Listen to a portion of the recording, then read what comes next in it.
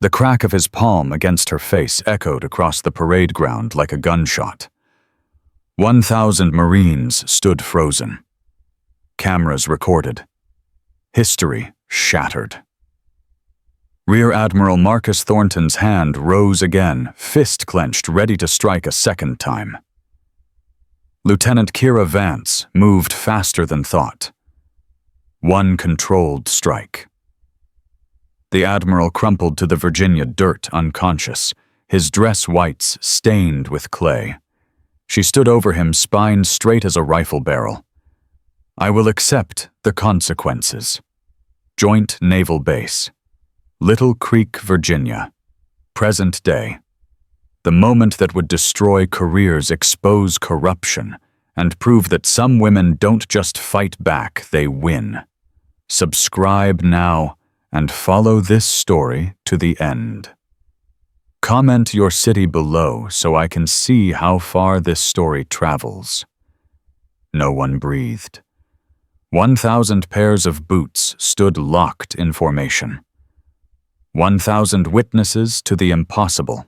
At the center of it all, Rear Admiral Marcus Thornton lay motionless on ceremonial ground, his hat rolling slowly toward the color guard like a fallen crown. Lieutenant Kira Vance's right knuckles throbbed. Her left cheek burned where his palm had cracked across her face 30 seconds earlier, but her voice, when it came, carried across that stunned silence with absolute clarity. I will accept the consequences. The words hung in the air like smoke after a firefight. No one moved. No one spoke. Every witness understood they had just watched something that would be whispered about in barracks and wardrooms for decades. But this moment, this precise collision of honor and violence had been building for 10 years.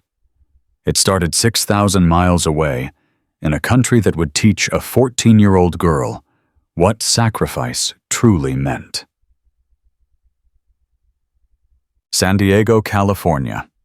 10 years earlier. The television glowed blue in the darkened living room. Kira sat cross-legged on the carpet, chemistry homework forgotten.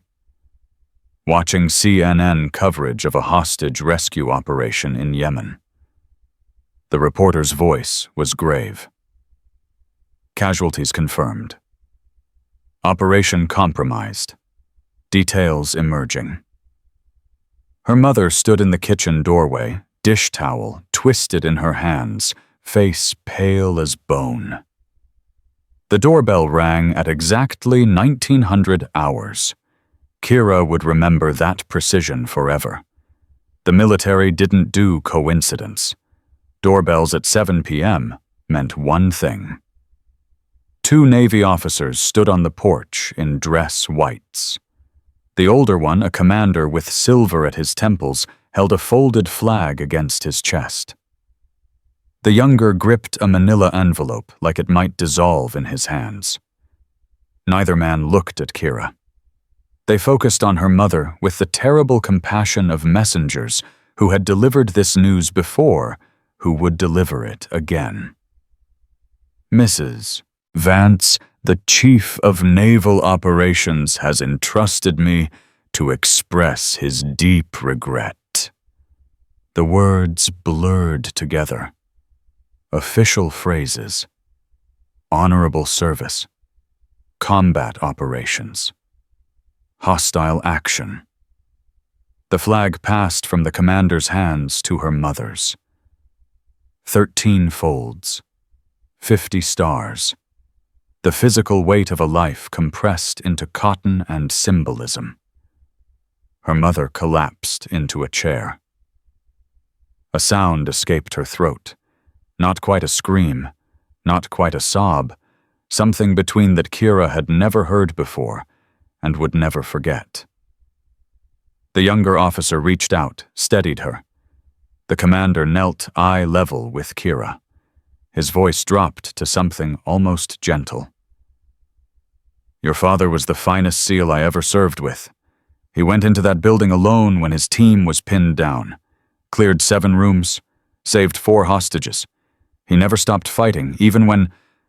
The commander's jaw worked. Even when he knew he wasn't coming out. Kira nodded, though she didn't understand. Not really. Not yet. He asked his teammate to tell you something, if anything ever happened. The commander's eyes glistened. He said, "Tell Kira stay calm, think clear strike true. Said you'd understand." She did understand. 3 phrases. The fundamentals her father had taught her during their weekend training sessions when she was 12 and wanted to learn everything he knew. Combat wasn't about rage. It was about control, patience, precision, discipline. Stay calm. Think clear. Strike true. The commander stood, rendered a salute so sharp it could have drawn blood, and walked back into the California night. The door closed. The house filled with the sound of her mother's weeping. Kira walked upstairs to her room, closed the door, sat on the edge of her bed. The memorial service would come later. The burial at Arlington with full honors. The 21-gun salute that would echo off headstones like the world ending in intervals. But in that moment alone in the darkness, 14-year-old Kira Vance made a promise to a ghost 6,000 miles away. She would become what he was. She would never let anyone break her. Naval Amphibious Base, Coronado, California. 6 years later. BUD-ES. Class 342. Started with 180 candidates. By Hell Week, they were down to 47. By the end of Hell Week, 23 remained. Kira was the only woman. Day 4. 0300 hours. The instructors had kept them awake for 96 hours straight. Cold water immersion. Log PT. Surf torture. The candidates who remained moved like zombies, their bodies operating on something deeper than physical energy. Instructor Chief Morrison stood over the formation. His voice cut through the pre-dawn darkness like a blade. "Listen up. Half of you won't make it to sunrise. Your bodies are broken. Your minds are screaming to quit. The bell is right there." He pointed to the brass bell that hung near the compound entrance. 3 rings and it's over. Hot coffee, warm bed, no more pain. All you have to do is quit. Kira's legs trembled. Her arms felt like dead weight. Salt water had rubbed her skin raw in places she didn't know could bleed. Every fiber of her being screamed to stop, to rest, to surrender. A candidate beside her. Williams, a former college linebacker, suddenly broke formation. He walked to the bell. His hand gripped the rope. Ring, ring, ring. He walked away without looking back. 3 more followed within the hour. Chief Morrison stopped in front of Kira, his face inches from hers. "Vance, you know what I see when I look at you. No instructor. I see your father, Master Chief Daniel Vance. I served with him in Afghanistan. Watched him make a shot at 1,800 yards that saved my entire squad. Watched him go into that building in Yemen knowing he wasn't coming out." Morrison's voice dropped. "He was the best I ever saw, and he died proving it." Kira said nothing. Her jaw clenched. "So here's my question, Vance. Are you here because you want to be a SEAL? Or are you here because you're trying to die like your daddy did?" The words hit like a physical blow. "I'm here because I belong here, instructor." "Prove it. How?" Morrison smiled, cold, predatory. "Survive the next 48 hours. Then we'll talk." She survived. 23 candidates finished Hell Week. When it was over, Chief Morrison found her standing alone near the beach, watching the sunrise over the Pacific. "You know what your father told me once," Morrison said quietly. Kira turned. Her body was destroyed, but her eyes were clear, alert, unbroken. He said the hardest thing about being a SEAL isn't the fighting. It's knowing when to fight, when to hold back, when to strike. He said most people never learn the difference. Morrison extended his hand. You learned it this week. Your father would be proud. The handshake was brief, professional, but it meant everything. Kira earned her trident at 22 years old, the youngest female Navy SEAL in history, her specialty close quarters combat and hostage rescue. Her father's legacy continued through blood. Forward Operating Base Lightning, Afghanistan. 18 months before the ceremony. Kira's team had been running night patrols for 3 weeks, standard counterterrorism operations. Nothing unusual. Until the night she saw something she wasn't supposed to see. 2,300 hours. She was returning from a reconnaissance briefing when movement near the command tent caught her attention. Voices. Low, urgent, speaking in the careful tones of men who didn't want to be overheard. She pressed herself against a concrete barrier and watched. Rear Admiral Marcus Thornton stood with 2 men in civilian clothes. Contractors. The patches on their jackets read Aegis Defense Corporation. One of them handed Thornton an envelope. Thick, heavy. The Admiral didn't count what was inside. He simply nodded and slipped it into his jacket. The next shipment arrives Tuesday, one of the contractors said. Same arrangement as before. Make sure the paperwork is clean, Thornton replied. I don't want questions. The equipment passed all inspections. Good, because if this blows back on me, I'll bury everyone involved, starting with you. The contractors left. Thornton stood alone for a moment, his face unreadable in the dim light. Then he turned and walked back toward the command center. Kira didn't move for a long time. She knew what she had seen. Bribery, corruption, a flag officer accepting money from defense contractors in a combat zone. She also knew what would happen if she reported it. But her father's voice echoed in her mind. The conversation they'd had when she was 16, when she'd asked him about integrity. Kira, there's going to come a time when you see something wrong. Something that powerful people don't want exposed. And you're going to have a choice. Stay quiet and survive. Or speak up and accept the consequences. What would you do, Dad? I'd speak up. Every time. Because silence is how corruption wins.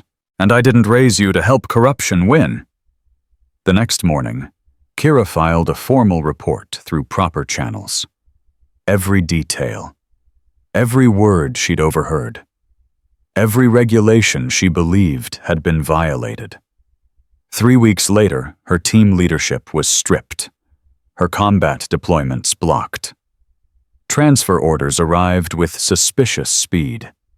She was reassigned stateside to ceremonial duty, a slow professional death for a warrior.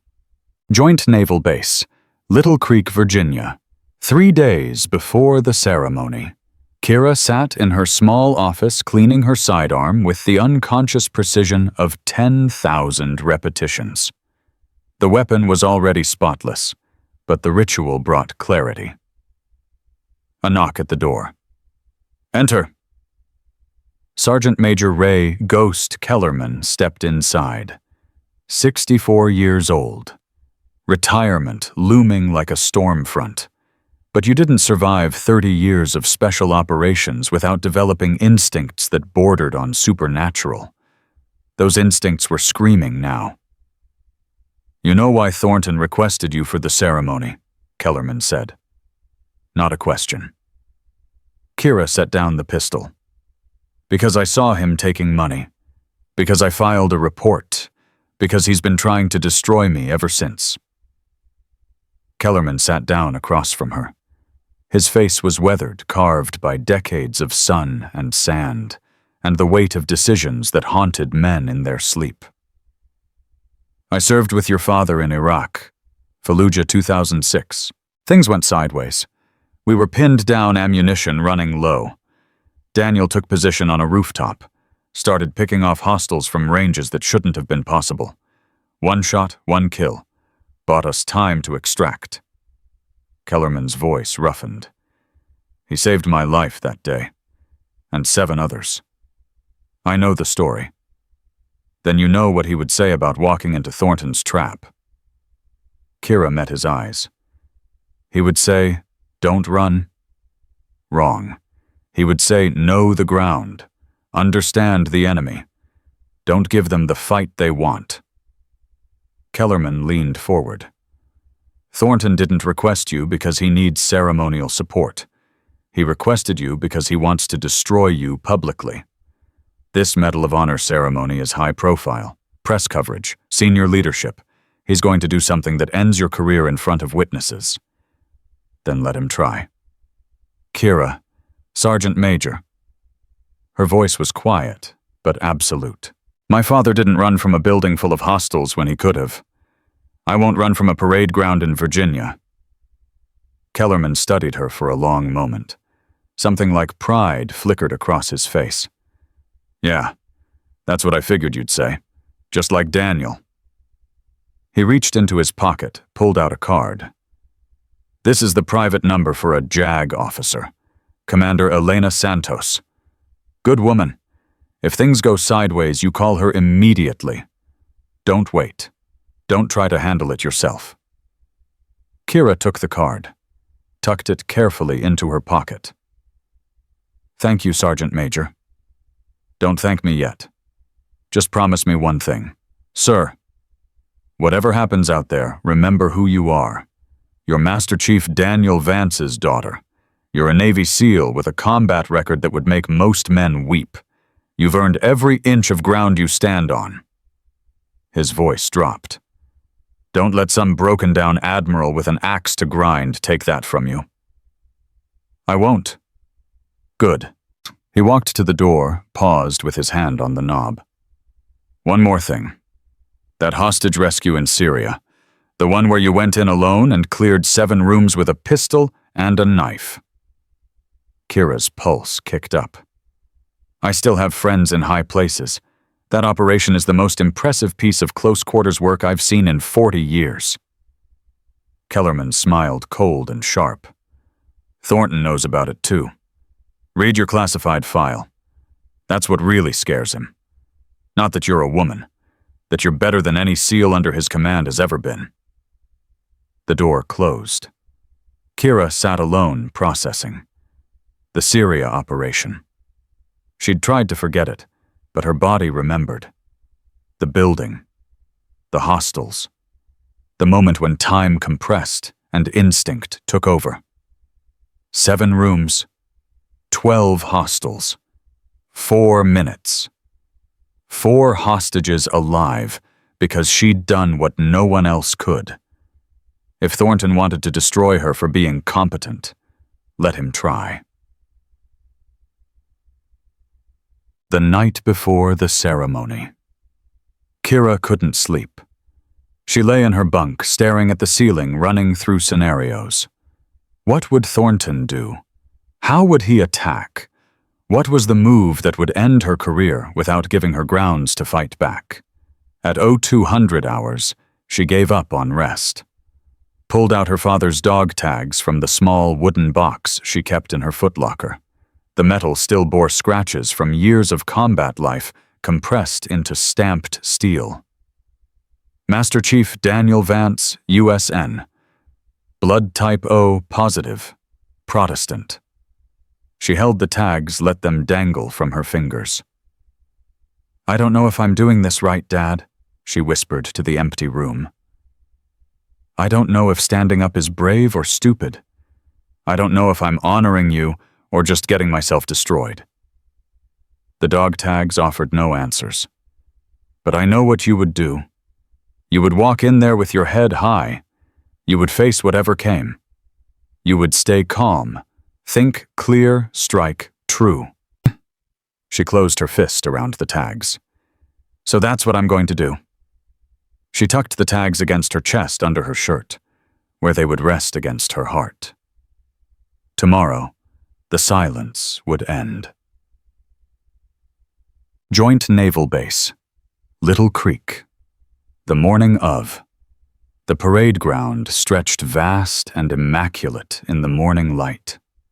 Bleachers rose in tiers along one side, already filling with families, veterans, distinguished guests. A stage stood at the far end, draped in red, white, and blue bunting. Cameras everywhere. This was going to be broadcast. Kira arrived at 0500 hours, 3 hours before ceremony start time. She walked the perimeter, checking sightlines, exits, potential problems. Old habits from tactical planning. Know the ground, understand the terrain, identify where threats might emerge. Lieutenant Junior Grade Tommy Chen found hers near the color guard staging area. 25 years old, Naval Academy graduate. Good instincts, still developing judgment. "Ma'am, platoon is assembled. Uniforms inspected. Rifles checked. We're ready." "Good." Chen hesitated. "Ma'am, there's something you should know. The guys are talking. Rumors about why Admiral Thornton specifically requested you, about your time in Afghanistan, about—" he paused, "about him having it out for you." Kira adjusted her dress uniform. Campaign ribbons perfectly aligned, combat action badge, Bronze Star, Navy Cross for the Syria operation that Thornton had tried to bury. "And what do you think, Lieutenant—" Chen straightened. "I think you're the best officer I've ever served under. I think if Admiral Thornton has a problem with you, it says more about him than it does about you." He paused. "But I also think he's a flag officer with enormous power, and you're a lieutenant with a target on your back." Accurate assessment. "So what do we do?" Kira met his eyes. "We execute the mission. We maintain discipline. And we let truth handle the rest. And if truth doesn't show up, then we make it show up." Chen nodded slowly. Something like determination settled into his features. "I've got your back, ma'am, whatever happens." "I know you do, Lieutenant. That's why you're wearing that body camera." Chen blinked, touched the small device attached to his uniform, standard equipment for ceremonial documentation. "You think something's going to happen? I think it's better to have a record than wish you had one."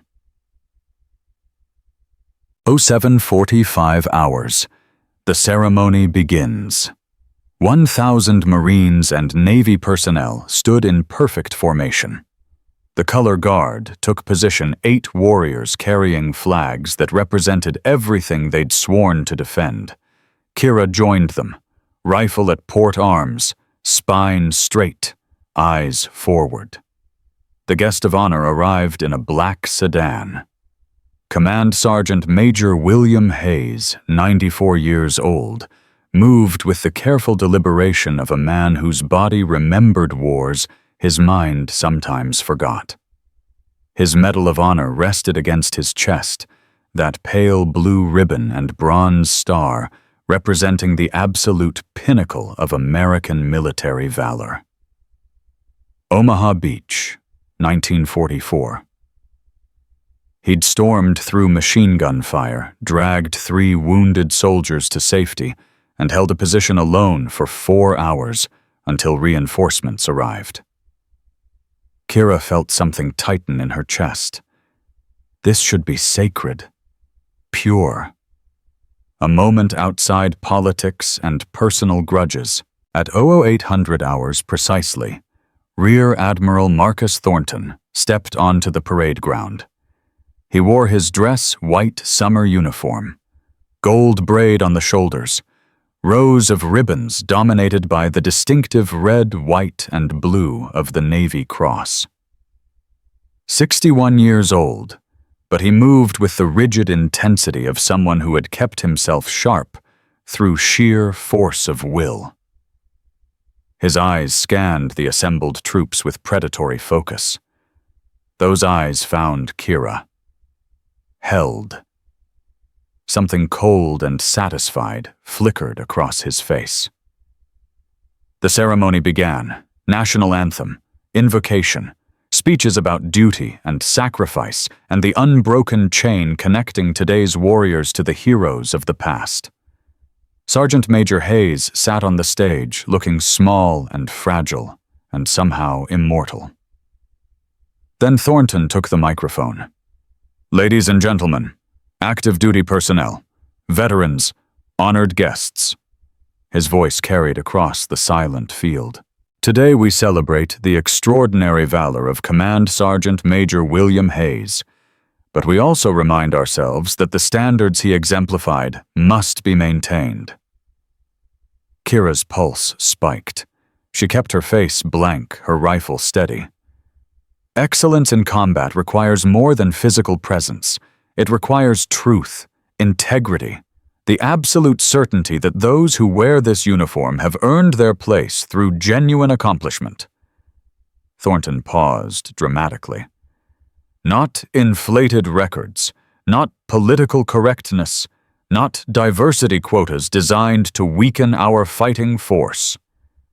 The words landed like grenades in the assembled formation. Recently, stories have surfaced about questionable combat achievements, claims of extraordinary performance that strain credibility, records that upon closer examination appear fabricated to advance certain agendas. He stepped down from the stage, began walking along the ranks, inspecting, judging, moving with calculated deliberation toward the color guard, toward Kira. We owe it to heroes like Sergeant Major Hayes to maintain absolute standards. No compromises, no exceptions. His voice sharpened. No stolen valor masquerading as legitimate service. He stopped directly in front of her. 1,000 pairs of eyes watched. Cameras recorded. The world held its breath. Thornton's voice dropped to something just above a whisper, meant only for her. "Your father died screaming in Yemen, a SEAL who couldn't even save himself, just like my son died because women like you insisted on playing soldier." The words hit like rounds to the chest. Kira kept her eyes forward, face expressionless, breathing controlled. Stay calm. "That Syria operation you're so proud of," Thornton continued, his breath hot against her ear. 7 rooms, 12 hostiles. I know what really happened. You froze. Your teammates did the work. You just took the credit. His voice turned venomous. "And I'm recommending a formal investigation into your entire service record. By the time I'm done, you'll be lucky to avoid prison for stolen valor." His hand moved. Open palm. The slap cracked across Kira's face like a rifle shot. The parade ground went silent. Time fractured. Kira staggered half a step. Her cheek burned. Her vision blurred. The rifle nearly slipped from her grip. Somewhere in the shocked silence, someone gasped. Cameras kept recording. 1,000 witnesses stood frozen, not believing what they'd just seen. A flag officer striking a subordinate in front of the world. Thornton straightened his uniform, satisfied. "You're dismissed, Lieutenant. Return to your quarters. You're relieved of—" He raised his hand again, fist clenched, clear intent to strike a second time. And something inside Kira Vance, something compressed and controlled for 10 years since a 14-year-old girl had watched 2 officers deliver a folded flag, finally broke free. Not rage, not emotion, just cold, absolute clarity. Stay calm, think clear, strike true. She moved. The rifle dropped to the ground. Her left hand intercepted Thornton's incoming fist, redirected the force past her shoulder. Her right hand came up fast, precise muscle memory from 6 years of combat training and delivered a single controlled strike to his jaw. The impact was clean. Mathematical. Perfect. Rear Admiral Marcus Thornton's eyes rolled back. His knees buckled. He collapsed onto the ceremonial grass dress whites against green unconscious before he hit the ground. His hat rolled free, tumbling across the parade ground in the sudden silence. Kira stood over him. Her chest rose once with a deep breath. Settled. Her hands moved automatically to clasp behind her back, parade rest position, the instinctive default of a warrior under stress. She looked at the stage, at Sergeant Major Hayes. The 94-year-old Medal of Honor recipient watched her with eyes that had seen Omaha Beach and understood something about the difference between orders and honor. She looked at Lieutenant Chen, whose face showed shock and fear and something that might have been pride. She looked at the 1,000 men and women who had just witnessed history fracture in real time. And she spoke. Clearly, calmly, her voice carrying across the field with the same precision she'd used to clear 7 rooms in Syria. I will accept the consequences. No one moved. No one spoke. The first person to break the silence was a Navy corpsman pushing through the ranks with his medical bag already open. He dropped to one knee beside Thornton's unconscious form. Pulse check, airway clear. He's breathing. I need a stretcher. 2 more corpsmen materialized. They rolled Thornton onto a litter, secured his neck, lifted him as one unit. Kira watched them carry him away. Her hand throbbed. Her cheek burned. But deeper than physical pain was something harder to name. Not regret, not fear. A kind of free-fall sensation, like stepping off a cliff and not knowing if there was ground below. A commander pushed through the crowd. 2 master-at-arms followed hands near their sidearms. Lieutenant Vance, you are hereby ordered to stand down and accompany these petty officers to the base JAG office for immediate questioning. Kira didn't resist, didn't argue. Yes, sir. Your credentials. She pulled her military ID from her breast pocket, handed it over with steady fingers. The commander took it, like he was handling evidence at a crime scene. You are advised that anything you say from this moment forward may be used in court-martial proceedings. Do you understand? Yes, sir. Do you wish to invoke your right to remain silent? Kira met his eyes. No, sir.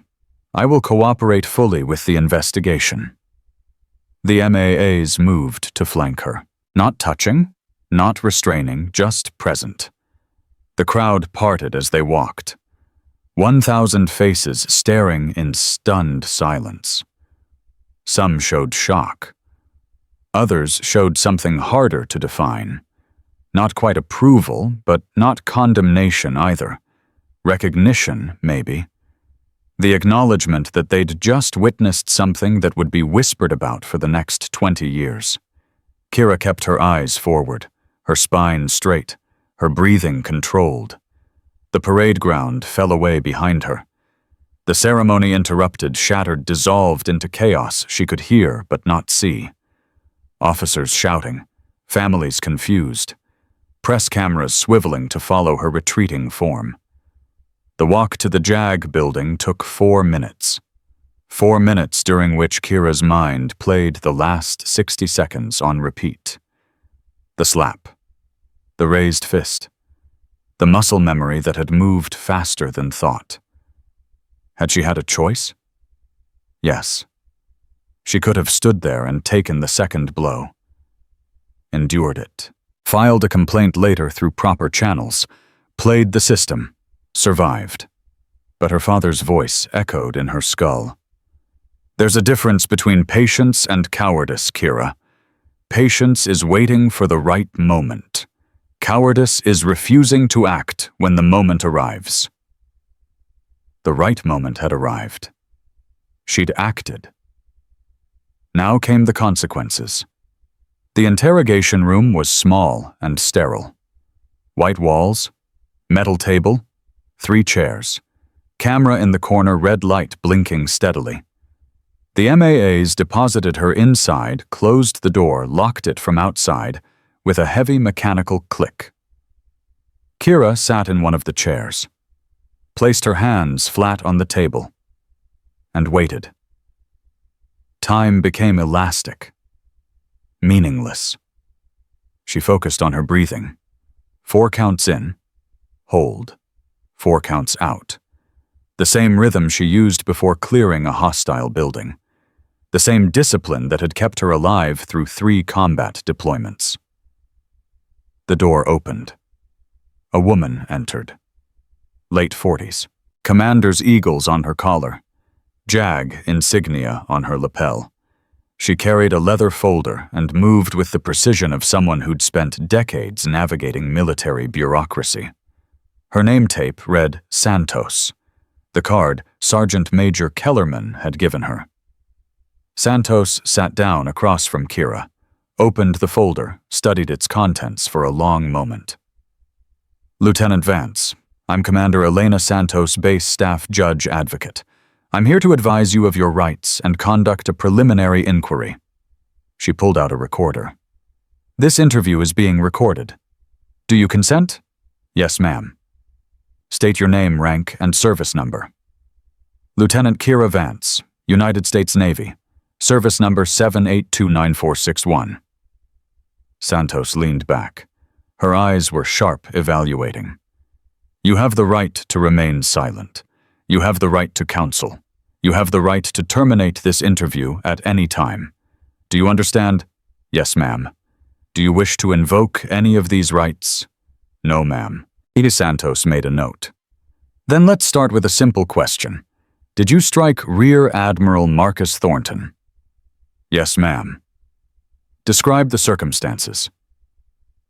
Kira kept her voice level. Factual. Empty of emotion. She recounted everything Thornton's speech about stolen valor, his approach to the color guard, the whispered accusations about her father, the slap, the moment of decision when his fist rose for a second strike. I had 3 options, she said quietly. I could stand there and take another hit. I could retreat and abandon my post. Or I could defend myself with minimum necessary force. She met Santos's eyes. I chose defense, 1 strike, controlled, then immediate surrender to authority. Santos studied her for a long moment. Lieutenant Vance, you're facing potential charges under Article 128, assault on a superior commissioned officer. Maximum penalty includes dismissal from service, forfeiture of all pay and allowances, and confinement. How long? 10 years. The number hung in the air. 10 years. For defending herself. For refusing to be a victim. For 1 moment of controlled violence that lasted maybe 3 seconds. That's maximum penalty, Santos continued. Unlikely given the circumstances, but I need you to understand the severity of what you're facing. I understand, ma'am. Good. Santos closed her folder. Because what you don't understand yet is that this situation is far more complicated than a simple assault charge. She leaned forward, her voice dropping. Admiral Thornton has been under investigation by NCIS for 14 months. Financial irregularities, contractor relationships, equipment failures that have resulted in American casualties. Santos paused. Your report from Afghanistan 18 months ago. It wasn't buried. It was the first crack in his wall. We've been building a case ever since. Kira's pulse quickened. What are you saying, ma'am? I'm saying cooperate fully. Tell the truth. Don't embellish, but don't minimize. Santos stood. And trust that this investigation will be thorough. Very thorough. She walked to the door, paused with her hand on the knob. For what it's worth, Lieutenant, I knew your father. Served with him briefly in the Gulf. What you did on that parade ground. A ghost of a smile crossed her face. Master Chief Vance would have been proud. The door closed. Kira sat alone in the silence. Her hand throbbed, her cheek burned, her future hung by a thread. But somewhere deep in her chest, something else stirred. Not fear, not regret. Hope. Because maybe, just maybe, the truth was finally going to matter. She pulled out the scrap of paper Kellerman had given her. Santos's number. Already in the room with her. No coincidence. No accident. Something bigger was happening. Something that went beyond a slap on a parade ground and a single punch that had shattered the silence of 10 years. Kira folded her hands on the table and waited. The mission wasn't over. It was just beginning. The door opened 47 minutes later. Kira had counted every second. Not because she was anxious, but because counting gave her mind something to do besides replay the sound of her fist connecting with Thornton's jaw. 2 people entered. A Navy commander with intelligence insignia on his uniform. A civilian woman in a dark suit carrying a tablet. Neither smiled. Neither offered pleasantries. The commander spoke first. Lieutenant Vance, I'm Commander David Webb, Naval Criminal Investigative Service. This is Special Agent Andrea Castellano. Kira straightened in her chair. NCIS. This wasn't just a JAG inquiry anymore. Agent Castellano sat down across from her, set the tablet on the table, and fixed Kira with eyes that had probably seen every variation of human deception the military could produce. Lieutenant, we're going to show you something. After you watch it, we're going to have a very long conversation. Understood? Yes, ma'am. Castellano turned the tablet toward Kira and pressed play. Body camera footage. High definition. Crystal clear. The timestamp showed it was recorded less than 2 hours ago.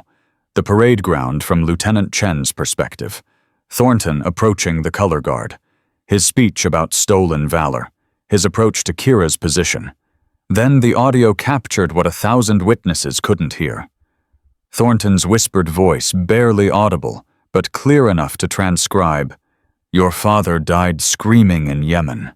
A SEAL who couldn't even save himself. Just like my son died because women like you insisted on playing soldier." The slap, the crack of palm on cheek. Kira's controlled reaction, a half step back, then straightening, holding formation. No retaliation. Perfect discipline. Then Thornton's voice again, louder now. "You're dismissed, Lieutenant. You're relieved of—" His hand rising, fist clenched, clear intent to strike a second time. Kira's defensive movement, the intercepted fist, the controlled counterstrike, Thornton dropping.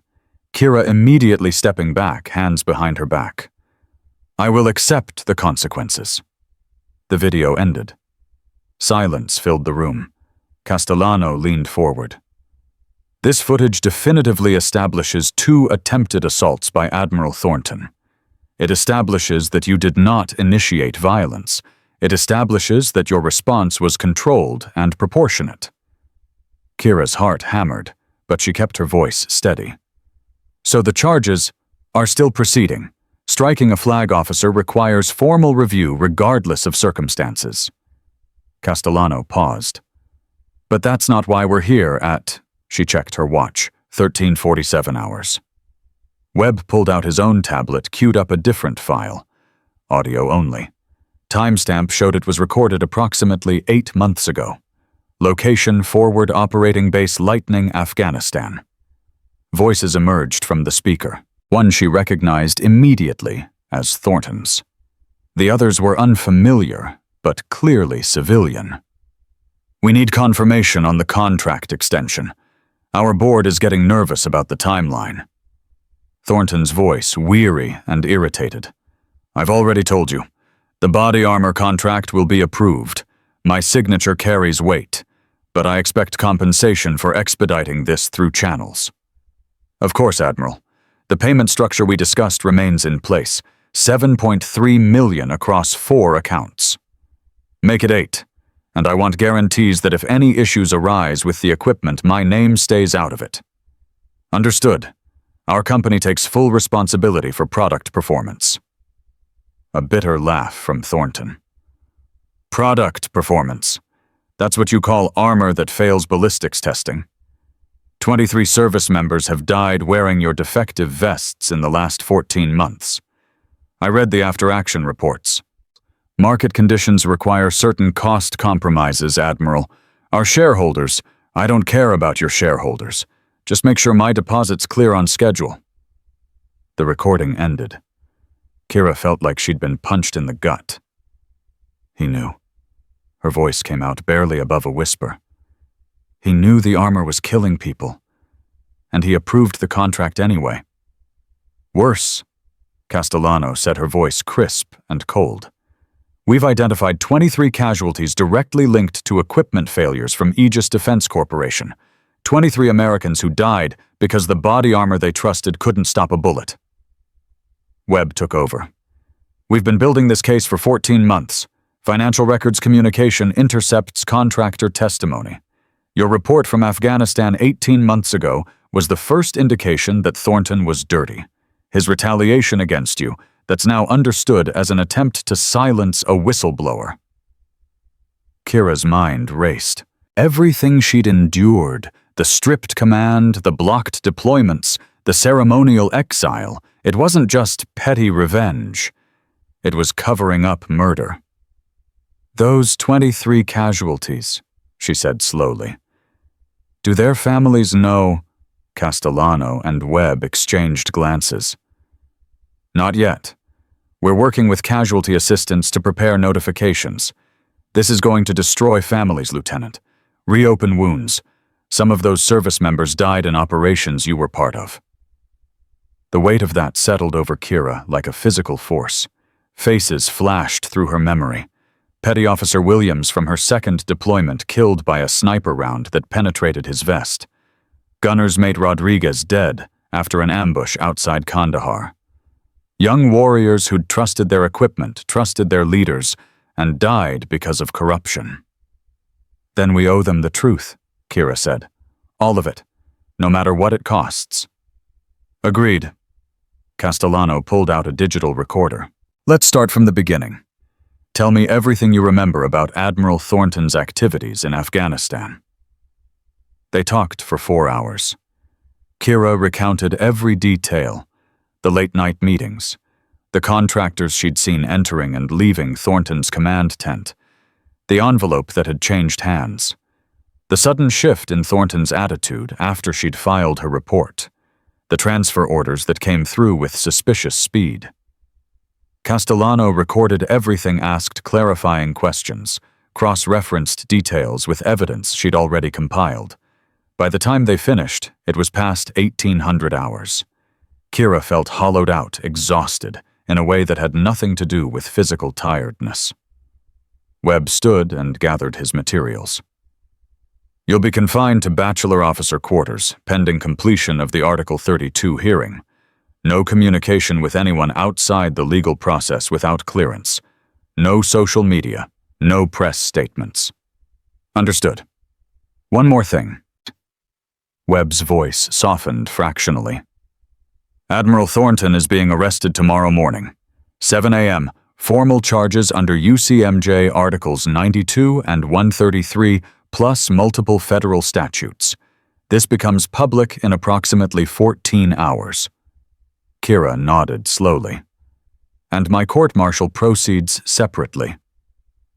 The law doesn't care about Thornton's crimes when evaluating your actions. But politically, practically. Webb allowed himself a thin smile. A decorated admiral who struck a subordinate officer while under investigation for corruption that killed 23 Americans. The narrative shifts dramatically. The escort took her to a small BOQ room. Bed desk chair window with blinds drawn. They left her uniform, but took her phone, her laptop, anything that could connect to the outside world. The door locked from outside. Kira sat on the edge of the bed. For the first time in 10 years, she cried. Not loud, not dramatic, just silent tears that tracked down her face and dropped onto her folded hands. She cried for her father, who died believing his daughter would have a better military than the one he'd served. She cried for the 23 families who would learn their children had died because of greed. She cried because she was tired and scared and alone in a way that combat had never made her feel. Then she wiped her eyes, straightened her spine, and began planning. Whatever came next, she would face it the way Master Chief Daniel Vance had taught her. With discipline, with honor, with absolute refusal to surrender ground that mattered. The night passed slowly. Kira didn't sleep. She ran through the incident 1,000 times, examining every angle, every decision point. By dawn, she'd reached a conclusion. She wouldn't change anything. Given the same circumstances, she'd make the same choice. That certainty brought a kind of peace. Fragile, but real. At 0630 hours, a key turned in the lock. Major Garrett Thorne entered. Maybe 45, graying at the temples, the kind of lean build that came from running every morning, regardless of weather. He carried a briefcase and moved with the controlled intensity of someone who didn't waste energy on unnecessary motion. "Lieutenant Vance?" He extended his hand. His grip was firm, brief, professional. "Major Garrett Thorne JAG Course. I've been assigned as your defense counsel. It's already proceeding to court-martial. Preliminary Article 32 hearing scheduled for 72 hours from now. Formal charges will be announced later today." He sat down, opened his briefcase, pulled out a folder thick with documents. "I've reviewed the initial reports. The situation is serious. You're facing potential charges under Article 128 assault on a superior commissioned officer. Commander Santos mentioned maximum penalty is 10 years. That's correct. Dismissal from service, forfeiture of all pay and allowances, and confinement." Thorne met her eyes. "But maximum penalty is unlikely given what I've seen. I need you to tell me everything. No editing, no protecting anyone. The truth, start to finish." Kira told him. From the beginning, her father's death, her career, Afghanistan, the contractor meetings, Thornton's retaliation, the ceremony, the slap, the knockout. Thorne listened without interruption, taking notes in shorthand, occasionally asking clarifying questions. When she finished, he set down his pen. "Here's what we're dealing with. The prosecution will argue that regardless of Thornton's initial assault, your response was disproportionate. A 24-year-old SEAL striking a 61-year-old admiral. They'll paint you as a hot-headed warrior who lost control." He paused. "And our defense, self-defense. Article 128 allows for defensive force to prevent imminent bodily harm. Thornton struck me once, then raised his hand to strike again. I responded with minimum necessary force." Thorne nodded slowly. "The problem is proving immediate threat. A good prosecutor will argue that an older admiral doesn't pose legitimate threat to a combat veteran. He outranks me by 5 grades. He has institutional power I don't possess. Physical capability isn't the only form of threat. True, but not legally relevant under Article 128. We need to focus on the physical assault and immediate danger." Thorne flipped through his notes. "What we have in our favor is witnesses, 1,000 of them, and cameras. If the footage shows what you say, it shows we have a case." Lieutenant Chen's body camera captured everything, audio and visual. Thorne's eyebrows rose. "You knew about the camera." "I suggested he wear it." "You anticipated something would happen." "Sergeant Major Kellerman warned me Thornton was planning something. I wanted a record." Something that might have been admiration flickered across Thorne's face. That was smart thinking, Lieutenant. Very smart. A knock at the door interrupted them. An M.A. stuck his head in. Sir, ma'am, the arrest is happening. It's all over the news. Thorne pulled out his tablet, opened a news app. The headline screamed across the screen, Decorated Admiral arrested on corruption charges. The video showed Thornton being led out of Bethesda Naval Hospital in handcuffs. 4 NCIS agents, 2 Navy JAG officers. Cameras everywhere, flashes popping like small explosions. This changes things, Thorne said quietly. Yesterday you were a violent subordinate who assaulted a superior officer. Today, you're the woman who stood up to a corrupt admiral who got 23 Americans killed. Public opinion doesn't determine military justice. No, but it creates pressure. Political pressure. The kind that makes generals nervous and politicians pay attention. He closed the tablet. I've already received over 100 offers of character witness testimony. Marines and SEALs you've served with. Officers who've observed your leadership. Even Sergeant Major Hayes, the Medal of Honor recipient from the ceremony, submitted a written statement supporting you. Kira's breath caught. Sergeant Major Hayes doesn't know me. He knows what he saw. Thorne pulled out a printed page. He wrote, and I quote, I stormed Omaha Beach with men who understood that rank without honor is tyranny. Lieutenant Vance defended her dignity the way any soldier should, with controlled force and immediate accountability. If that's a crime, then we've lost our way as a nation. Kira felt something crack inside her chest. Not breaking. Opening. She'd spent the last 36 hours believing she was alone in this fight. She wasn't. What happens now? She asked quietly. Now we prepare. The Article 32 hearing is in 72 hours. You'll testify. I'll present evidence. Witnesses will be called. Thorne gathered his materials. It's not a trial, just an investigation to determine if charges are warranted, but it's crucial. This is where we make our case. Over the next 2 days, Kira prepared with an intensity that bordered on obsession.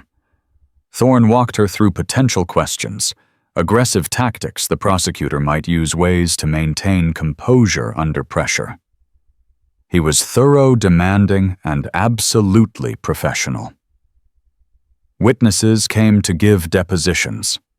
Chief Petty Officer Morrison, the Bud S instructor, who'd trained her, testified about her discipline, her judgment, her absolute control under pressure. In 28 years, Morrison said, I've never seen a more disciplined candidate, man or woman. She doesn't lose control. She calculates. Lieutenant Chen provided his body camera footage officially along with his own testimony about what he'd witnessed. She didn't initiate anything, Chen said firmly. She stood there, took the first hit, didn't react. Only when he raised his fist for a second strike did she respond. And even then, one hit, controlled. Then immediate surrender. That's not assault. That's textbook self-defense. Sergeant Major Kellerman flew in from San Diego to give a statement. I served with her father, Kellerman told the deposition recorder. Daniel Vance was the finest SEAL I ever knew. His daughter carries that same fire. What she did on that parade ground wasn't about anger or revenge. It was about refusing to be a victim. About standing up when every instinct screams to stand down. The night before the hearing, Kira sat alone in her BOQ room with her father's dog tags. She'd asked Thorne to retrieve them from her quarters, along with a small photograph, the only one she carried on deployment. The photo showed Master Chief Daniel Vance in desert utilities, squinting against Iraqi sun rifle slung over his shoulder. He looked both young and ancient at once, wearing the 1,000-yard stare that came from too many missions, too many losses, too much weight on shoulders that refused to break. I don't know how this ends, Dad, she whispered to the empty room. But I know I did what you taught me. I stayed calm. I thought clear. I struck true. She pressed the photograph to her chest over her heart, where her father's memory lived. Whatever happens tomorrow, I kept my promise. The dog tags clinked softly in her other hand. Metal against metal. The sound of a legacy passed down through blood. At 0800 hours the next morning, Kira walked into the Article 32 hearing. The conference room had been converted into a makeshift courtroom. Tables faced each other. A raised desk at the front for the investigating officer. Chairs along the walls packed with observers, Marines in uniform, civilian lawyers, a handful of media representatives who'd been granted access. Every eye tracked her as she entered and took her seat beside Major Thorne. The investigating officer was Colonel Marcus Ashford, late 50s, combat infantry background, reputation for being scrupulously fair and impossible to intimidate. This Article 32 hearing is convened to investigate charges against Lieutenant Kira Vance under Article 128 of the Uniform Code of Military Justice, assault on a superior commissioned officer. His voice carried the weight of judgment. Lieutenant Vance, you have been advised of your rights. Do you understand the nature of these proceedings? Kira stood. Her voice didn't waver. Yes, sir. Major Thorne, you represent the accused. Yes, sir. Commander Walsh, you represent the government. The prosecutor stood. Mid-40s, JAG career officer. The tight expression of someone who knew his case was weak, but had to proceed anyway. Yes, sir. Then let's begin. Ashford's gaze swept the room. Commander Walsh, present your case. Walsh laid out the government's position with clinical efficiency. Lieutenant Vance struck Admiral Thornton, rendered him unconscious. Regardless of provocation, the action constituted assault on a superior officer. The physical disparity between a trained combatant and a 61-year-old admiral made the force used excessive. Court-martial was warranted. It was competent, legally sound, and completely hollow. Thorne stood. Sir, the defense does not dispute that Lieutenant Vance struck Admiral Thornton. What we dispute is the characterization of that action as assault rather than lawful self-defense. He clicked a remote. The monitor flickered to life. Lieutenant Chen's body camera footage played. Every detail in high definition. Thornton's approach, the verbal assault, the whispered accusation about her father. The first slap. The crack of impact making several observers wince. Kira's controlled reaction. No retaliation. Perfect discipline.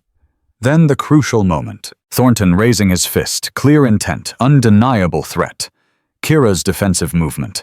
Intercepted strike. Controlled counter. Thornton dropping. I will accept the consequences. The video ended. The room was silent. Thorne let it hang for a moment, then spoke. This footage documents 2 attempted assaults by a superior officer against a subordinate. It documents restraint and discipline from Lieutenant Vance. It documents a textbook example of proportionate defensive force. Colonel Ashford leaned forward. Commander Walsh, response. Walsh stood clearly uncomfortable.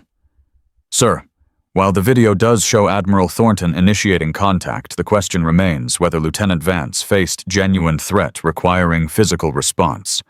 A 61-year-old officer, regardless of his actions, poses limited physical danger to a combat-trained SEAL. She could have absorbed the second strike, Walsh continued. Reported the assault through proper channels. Instead, she could have let him hit her again. Thorne's voice cut through like a blade. That's what the government is arguing, that Lieutenant Vance should have stood there and allowed continued assault because her attacker held superior rank, that regulations somehow obligate victims to endure violence from their superiors. He turned to Ashford. Sir, with respect, that's not justice. That's institutional endorsement of abuse. Ashford's expression revealed nothing. I want to hear from Lieutenant Vance directly. Lieutenant, take the witness chair. Kira stood, crossed to the chair beside Ashford's desk, raised her right hand for the oath. I swear to tell the truth, the whole truth, and nothing but the truth. So help me God. Be seated. Ashford studied her. Lieutenant Vance, in your own words, describe what happened during the Medal of Honor ceremony. Kira recounted the events, not the sanitized version, the real one, Thornton's approach, the accusations about stolen valor, the whispered attack on her father's memory, the slap, the moment of decision when his fist rose for a second strike.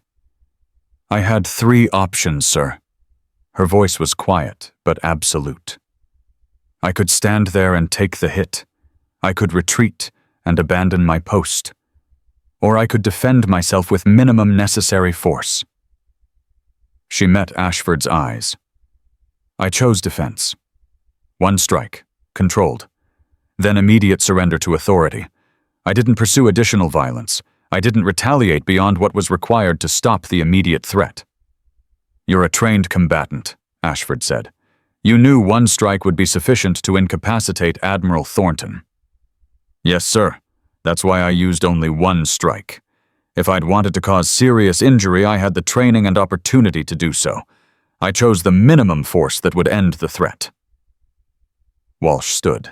Lieutenant Vance, isn't it true that you filed a complaint against Admiral Thornton 2 years ago, that you had a pre-existing conflict with him? 18 months ago, sir. I witnessed what I believe to be inappropriate conduct with defense contractors. I reported it through proper channels. And Admiral Thornton subsequently transferred you and ended your combat deployments. Yes, sir. So, you had motivation for revenge. Kira met Walsh's eyes directly. Sir, if I wanted revenge, I would have taken it 18 months ago, or last week, or any of 1,000 opportunities in between. Her voice hardened. I didn't strike Admiral Thornton because of our history. I struck him because he was attacking me and showed clear intent to continue attacking me. My motivation was survival, not vengeance. Walsh pressed. But you must have felt satisfaction, vindication, finally getting back at the man who ruined your career. No, sir. No. Admiral Thornton was a hero once. He earned his Navy Cross through genuine courage. Watching him fall literally and metaphorically brought me no joy. Kira paused. It just made me sad for what he'd become. The answer deflated Walsh's momentum. He tried a few more questions, but they lacked conviction. Ashford dismissed Kira back to her seat. I want to hear from additional witnesses, starting with Chief Petty Officer James Morrison. Morrison took the stand. 22 years as a Bud S instructor, the man who'd trained Kira through Hell Week. Chief Morrison, in your professional assessment, describe Lieutenant Vance's capabilities. Morrison didn't hesitate. She's the finest SEAL I've trained in my career, sir. Her technical skills are exceptional, but more importantly, her judgment under pressure is extraordinary. I've spent my entire career teaching warriors when to shoot and when not to shoot. The same principles apply to hand-to-hand combat. He leaned forward slightly. Lieutenant Vance showed textbook judgment on that parade ground. She absorbed 1 strike without retaliation. She only responded when the threat continued, and she used precisely the amount of force required. No more. That's not assault, sir. That's perfect discipline under extreme duress. The testimony landed hard. Ashford called more witnesses. Each one built on the last. A picture emerged, not of a hot-headed warrior who lost control, but of a disciplined professional who made a calculated decision in an impossible moment. Then Commander Santos took the stand and dropped the bomb. Sir, I'm required to inform this hearing that Admiral Thornton is currently under arrest on separate charges including conspiracy to defraud the government acceptance of bribes and violations of Article 92. These charges stem from a 14-month NCIS investigation into defense contractor corruption. The room erupted in murmurs. Santos continued. Lieutenant Vance's initial report 18 months ago was the first indication of these activities. Her subsequent retaliation by Admiral Thornton is now understood as an attempt to silence a whistleblower. Walsh shot to his feet. Sir Admiral Thornton's other legal troubles are irrelevant to the question of whether Lieutenant Vance committed assault. They're relevant to his credibility, Thorne countered. They're relevant to his motivation for attacking Lieutenant Vance. They're relevant to establishing a pattern of retaliation and abuse of power. Ashford raised his hand. Both counsel make valid points. I'll note the information for my recommendation. He checked his notes. I have one final witness, Sergeant Major Raymond Kellerman. Please take the stand. Kellerman walked forward with the steady gait of a man who'd survived 30 years of special operations. He settled into the witness chair with the calm of someone who'd testified before. Sergeant Major, state your relationship to Lieutenant Vance. I served with her father in Iraq, sir, Master Chief Daniel Vance. He saved my life in Fallujah when I was pinned down and taking fire. After his death, I became an unofficial mentor to his daughter. And what's your assessment of her character? Kellerman's voice went rough. Daniel Vance was the finest SEAL I ever knew. His daughter carries that same fire. What she did on that parade ground wasn't about anger. It wasn't about revenge. He paused. It was about refusing to be a victim. About standing up when every instinct screams to stand down. About honoring the memory of a father who taught her that courage isn't about fearlessness, it's about doing what's right when everything screams to run. He turned, looked directly at Kira. Daniel would be proud of what she did. So am I. Silence filled the room. Ashford reviewed his notes for a long moment. I've heard sufficient testimony. This hearing is concluded. I will submit my recommendation to the convening authority within 72 hours. He met Kira's eyes. Lieutenant Vance, you are remanded to your current confinement status pending that decision. The gavel fell. The room emptied slowly. Kira sat with Thorne, processing. How do you think it went? Better than I hoped. Thorne gathered his materials. Ashford is fair. He'll look at the evidence objectively. My guess, and it's only a guess, is he'll recommend against court-martial. And if he doesn't? Thorne met her eyes. Then we fight. And we keep fighting until justice is done. The MAAs escorted her back to the BOQ. Kira spent the rest of the day in limbo. Not quite free, not quite condemned. Just waiting while others decided her fate. That night, lying in the narrow bed, she thought about the 23 Americans who died in defective body armor, about Thornton's corruption, about the weight of truth and the cost of speaking it. She'd started this journey at 14 years old, watching 2 officers deliver a folded flag. 10 years later, she'd kept the promise she'd made that night, whatever the price. The 72 hours crawled like years. Kira paced her small room until she knew every crack in the floor, every imperfection in the walls. She did push-ups until her arms burned, sit-ups until her core screamed, anything to keep her mind from spiraling into the darkness of uncertainty. On the second night, a knock came at 2200 hours. The MA opened the door. You have a visitor, ma'am, cleared through JAG. Kira expected Thorne, or maybe Kellerman. She didn't expect her mother. Catherine Vance stood in the doorway, looking exactly as Kira remembered, silver hair pulled back, tight posture, military straight, despite never having served eyes that had seen too much grief and refused to break under its weight. Mom. The word came out rough. How did you— I called every admiral I ever met at your father's memorial service, reminded them who Daniel Vance was, what he gave. Catherine stepped inside, and the door closed behind her. They owed me a visit with my daughter. Kira felt her throat tighten. You shouldn't have come. The press is everywhere. If they see you, let them see me."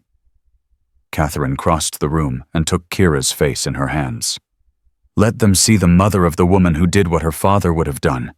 What every warrior with honor should do when faced with corruption and abuse. "Mom, I might go to prison." "You won't. You don't know that." "I know my daughter." Catherine's voice hardened with absolute certainty. "I know what Daniel taught you, and I know that the military your father died for is not the military that would punish you for defending yourself against a criminal." Kira's eyes burned. 10 years of holding back tears, of being strong, of never showing weakness. All of it crumbled in her mother's presence. "I was so scared, Mom. Standing there after I hit him, 1,000 people watching. I thought I'd destroyed everything Dad worked for, everything I worked for." "You honored everything he worked for." Catherine pulled her close. "Your father called me the night before Yemen. Did you know that—" Kira shook her head against her mother's shoulder. "He said, 'Catherine, if something happens to me, don't let Kira become bitter. Don't let her become hard. Let her become strong. There's a difference.'" I asked him what the difference was. Catherine's voice cracked.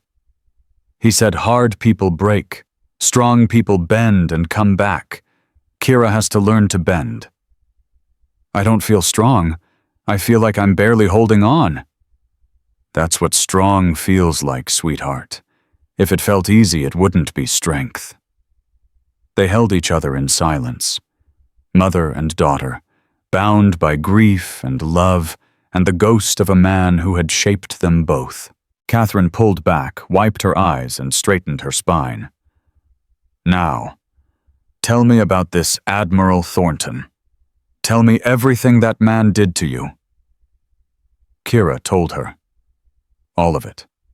Afghanistan, the contractors, the report, the retaliation, the ceremony, the slap, the knockout. Catherine listened without interruption. When Kira finished, her mother's face had turned to stone. 23 dead because of defective equipment, he approved. Yes. And he called your father's death meaningless, said Daniel died screaming. Yes. Catherine Vance smiled. It was not a pleasant smile. Then I hope you broke his jaw. Mom, I'm not sorry. Daniel saved 47 lives during his career. He died saving 4 hostages and protecting his team. That man has no right to speak his name. Catherine smoothed her jacket. I have to go before the press realizes I'm here. But I want you to know something. What, win or lose charges or no charges, you made the right choice. You stood up. You fought back. You refused to be a victim. Catherine's eyes glistened. That's all your father ever wanted for you, and that's all I've ever wanted. She kissed Kira's forehead and walked out. The door closed. Kira sat on the edge of her bed, her mother's words echoing in her mind. Hard people break. Strong people bend and come back. She'd been bending for 10 years. Through Bud S., through combat, through Thornton's retaliation, through this. She would not break now. The verdict came on the 3rd day. Major Thorne arrived at 0900 hours. His expression told everything before he spoke, but Kira needed to hear the words. Colonel Ashford submitted his recommendation this morning. He found clear evidence of self-defense and determined that court-martial was not warranted. Thorne's professional composure cracked into a genuine smile. All charges dropped. You're cleared, Lieutenant. The words hit like a physical wave. Cleared, Kira repeated. Just like that. Not just like that. The evidence was overwhelming. The body camera footage, the witness testimony, Thornton's arrest, and the corruption revelations. Ashford's recommendation was unanimous with the convening authority. Thorne pulled a document from his briefcase. This is your official exoneration. Your service record will reflect the incident, but also the finding of justified self-defense. Kira took the paper, read it 3 times. The words blurred and sharpened and blurred again. What happens to Thornton? He's facing court-martial on 12 counts, conspiracy to defraud the government, acceptance of bribes, dereliction of duty resulting in death. If convicted on all charges, he's looking at 40 years minimum. Thorne paused. The 23 families are being notified today. NCIS is coordinating with casualty assistance. 23 families. 23 phone calls that would shatter lives and demand answers. Will they know my name? The families. Some already do. The media's been covering your case extensively. You've become something of a symbol. Thorne pulled out his tablet, showed her a news headline. Navy SEAL, who struck corrupt admiral, cleared of all charges. Below it, another headline. Whistleblower vindicated Vance report, led to Thornton investigation. Public opinion has swung heavily in your favor. There's a petition with over 200,000 signatures calling for you to receive a commendation. Thorne shook his head slightly. I've been doing this for 15 years. I've never seen anything like this. Kira set down the tablet. I didn't do this for public opinion. I know. That's why the public opinion is so strong. A knock at the door. The MA stuck his head in. Ma'am, there's a crowd outside the building. Press and, well, a lot of people in uniform. Kira looked at Thorne. You've been confined for 5 days, he said. Word got out that the verdict was coming today. Apparently people wanted to be here. They walked to the building entrance together. Kira pushed through the doors and stopped.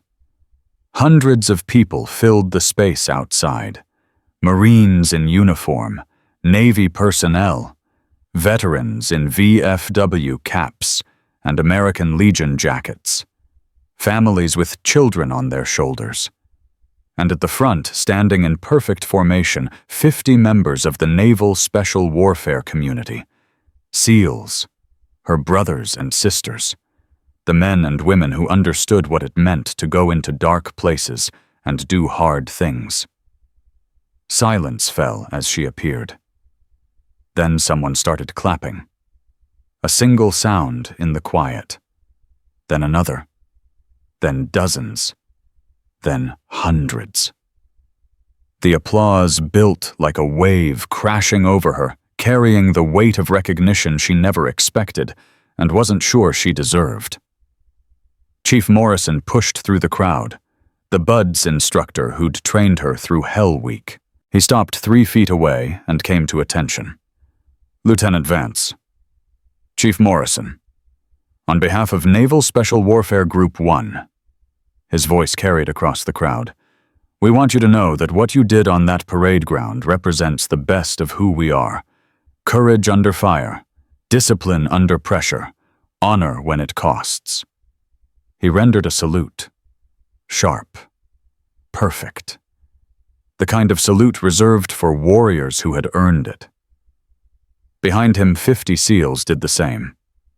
Kira returned the salute, her hand trembling slightly. I was just doing what my father taught me. Ma'am, with respect, Master Chief Vance taught you well, and we're proud to serve alongside you. The salutes dropped. The crowd cheered.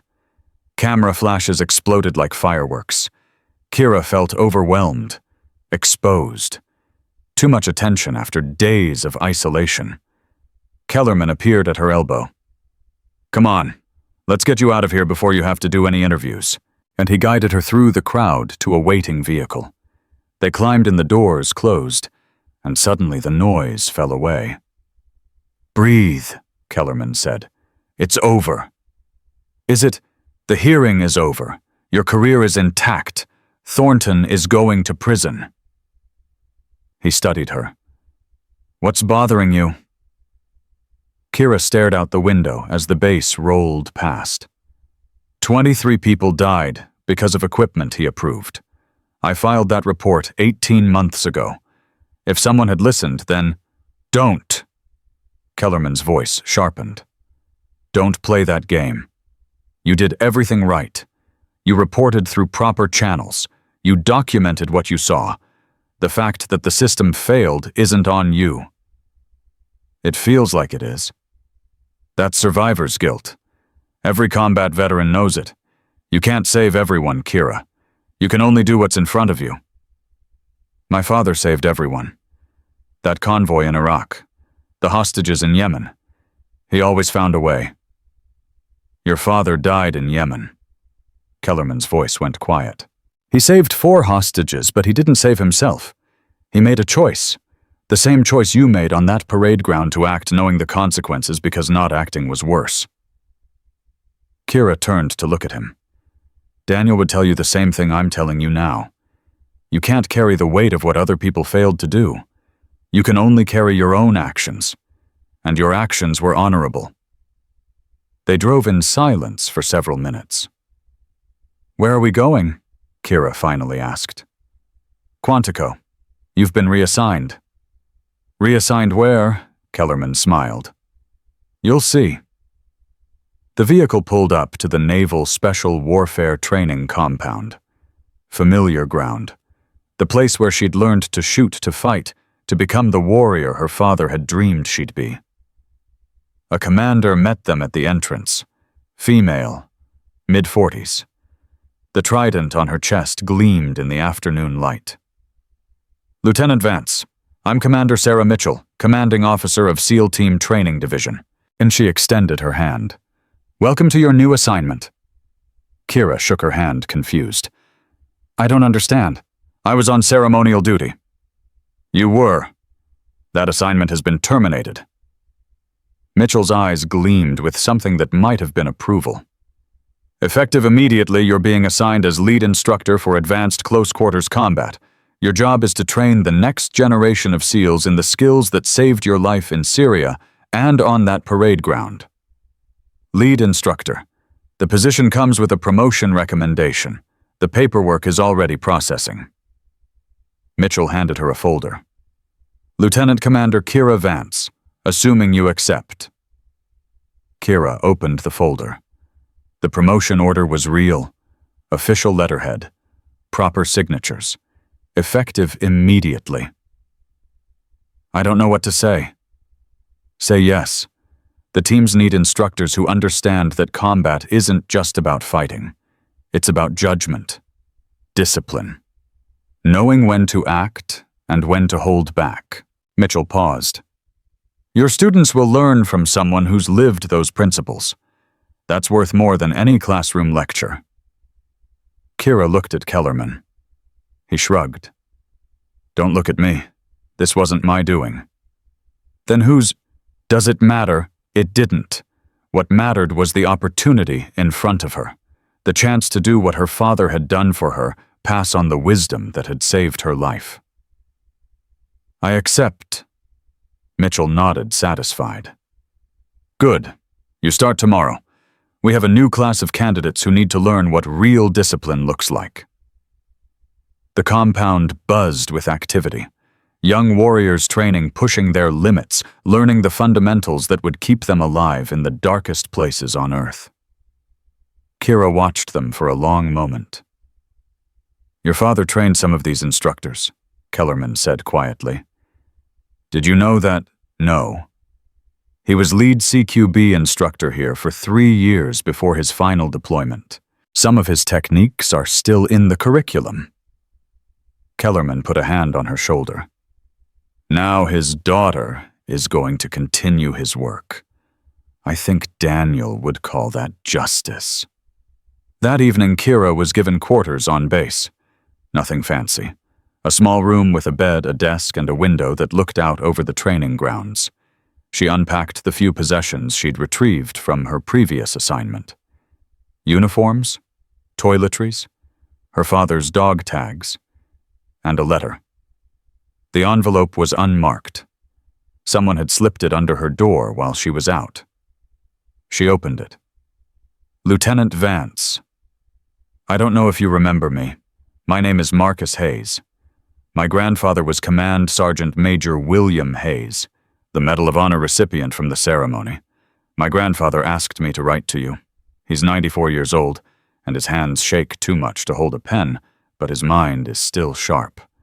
He told me exactly what to say. He said, "Tell that young woman I've been watching warriors my whole life. Omaha Beach, Korea, Vietnam. I know courage when I see it. What she did on that parade ground, standing her ground, defending herself, then immediately surrendering to authority, that's the kind of courage that wins wars and builds nations." He said, "Tell her the admiral who hit her was a disgrace to the uniform.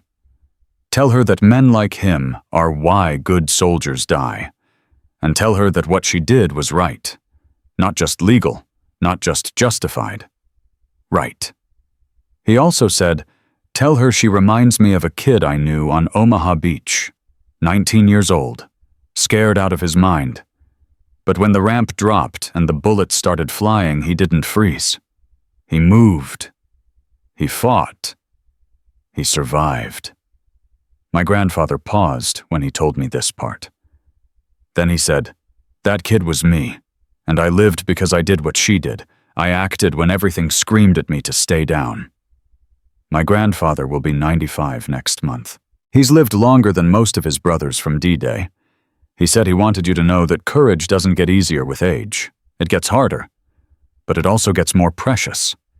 Thank you for reminding him what it looks like. With respect, Marcus Hayes, on behalf of CSM William Hayes, USA Retired, Kira, read the letter 3 times. Then she folded it carefully and tucked it into the wooden box with her father's dog tags. 2 warriors. 2 generations. 2 moments of courage separated by 80 years. The same choice. The same honor. She sat at the desk, pulled out a piece of paper, and began to write. "Dear Sergeant Major Hayes, your words mean more than I can express. My father taught me that courage isn't about fearlessness. It's about doing what's right when everything screams to run. I think about Omaha Beach sometimes, about what it must have taken to run into machine gun fire with nothing but a rifle and faith. I've been in combat. I've faced enemies who wanted me dead, but I've never faced anything like what you faced that day. You say I remind you of who you were at 19. I'm honored by that comparison, but I think the truth is simpler. We're all connected. Every warrior who ever chose to act instead of freeze, every soldier who ever stood up when the easier path was to stay down. My father used to say, 'The mission continues.' He meant that our work is never finished, that every generation passes the torch to the next. You passed your torch on Omaha Beach. My father passed his in Yemen. Now I'll pass mine to the young warriors I'm going to train. The mission continues. With deepest respect and gratitude, Lieutenant Commander Kira Vance, USN." She sealed the letter, addressed it, and set it aside to mail in the morning. Then she lay back on her bed and stared at the ceiling. Cleared, promoted, reassigned to a position where she could make a real difference. It felt surreal. 24 hours ago, she'd been facing 10 years in prison. Now she was being celebrated as a hero. But she didn't feel like a hero. She felt tired, relieved, grateful, and ready for whatever came next. The knock came at 2300 hours, late for visitors. Kira tensed, reached for the sidearm she wasn't carrying. "Lieutenant Commander Vance," a voice through the door. "Female. Professional. NCIS. We need to speak with you urgently." Kira opened the door. Agent Castellano stood in the hallway, looking like she hadn't slept in days. Behind her, Commander Webb wore an expression that made Kira's stomach drop. "What happened? May we come in?" They entered, closed the door. The tension in the room was suffocating. "An hour ago," Castellano said, "Admiral Thornton attempted suicide in his cell." Kira's breath caught. Attempted. He's alive. Barely. They found him in time. Castellano paused. But before he tried, he left a confession. 27 pages. Names, dates, financial records, everything. That's good, isn't it? For the prosecution. It's good for the prosecution. It's complicated for you. Webb pulled a tablet from his jacket, handed it to Kira. Page 14. Read it. Kira scrolled to the page, read the words. Her blood turned to ice. The confession detailed bribes, yes. Equipment failures. Cover-ups. But it also contained something else. A list of people Thornton claimed had helped him, and on that list was a name Kira recognized. Rear Admiral Thomas Merrick, her father's commanding officer in Yemen. I don't understand, Kira said slowly. Admiral Merrick approved my father's mission. He was at the memorial. According to Thornton's confession, Castellano interrupted, Admiral Merrick was aware of the faulty equipment issue 18 months before your father's deployment. He received reports. He buried them. The body armor Daniel Vance wore in Yemen was from the same defective batch that killed those 23 service members. The room spun. You're saying my father died because of defective equipment? We're saying it's possible. We won't know for certain until we examine the evidence. But if Thornton's confession is accurate, then my father's death wasn't just enemy action. Kira's voice came out hollow. It was murder. Webb and Castellano exchanged glances. We wanted you to hear this from us first, Webb said, before it becomes public, before the media gets hold of it. Because if this is true, Castellano finished, then you didn't just expose one corrupt admiral, you exposed a network, and some of those people are still in positions of power. Kira sat down heavily on the edge of her bed. Her father's face flashed through her mind, his smile, his voice, the 3 words he'd left her. Stay calm, think clear, strike true. He'd died wearing body armor that was designed to fail. He'd died because men in offices decided that profit mattered more than lives. What do you need from me? Kira asked quietly. Your testimony, your father's records, anything that might help us build the case against Merrick and anyone else involved. Castellano's voice softened. I know this is a lot to process. We can give you time. No. Kira stood. Her eyes were dry. Her voice was steel. I've waited 10 years for answers about my father's death. I won't wait another day. She met Castellano's eyes. Tell me what you need. I'll give you everything. The mission continued, but now it was personal. The next 72 hours blurred into a storm of documents, interviews, and revelations that shattered everything Kira thought she knew about her father's death. NCIS set up a secure conference room at Quantico. Boxes of files lined the walls. Computer screens displayed financial records, communication intercepts, equipment manifests. A decade of corruption laid bare under fluorescent lights. Kira sat across from Agent Castellano, a stack of photographs spread between them. These are the after-action reports from Yemen, Castellano said. Your father's final mission. We need you to look at them. I've read the official report, multiple times. This isn't the official report. Castellano slid a folder across the table.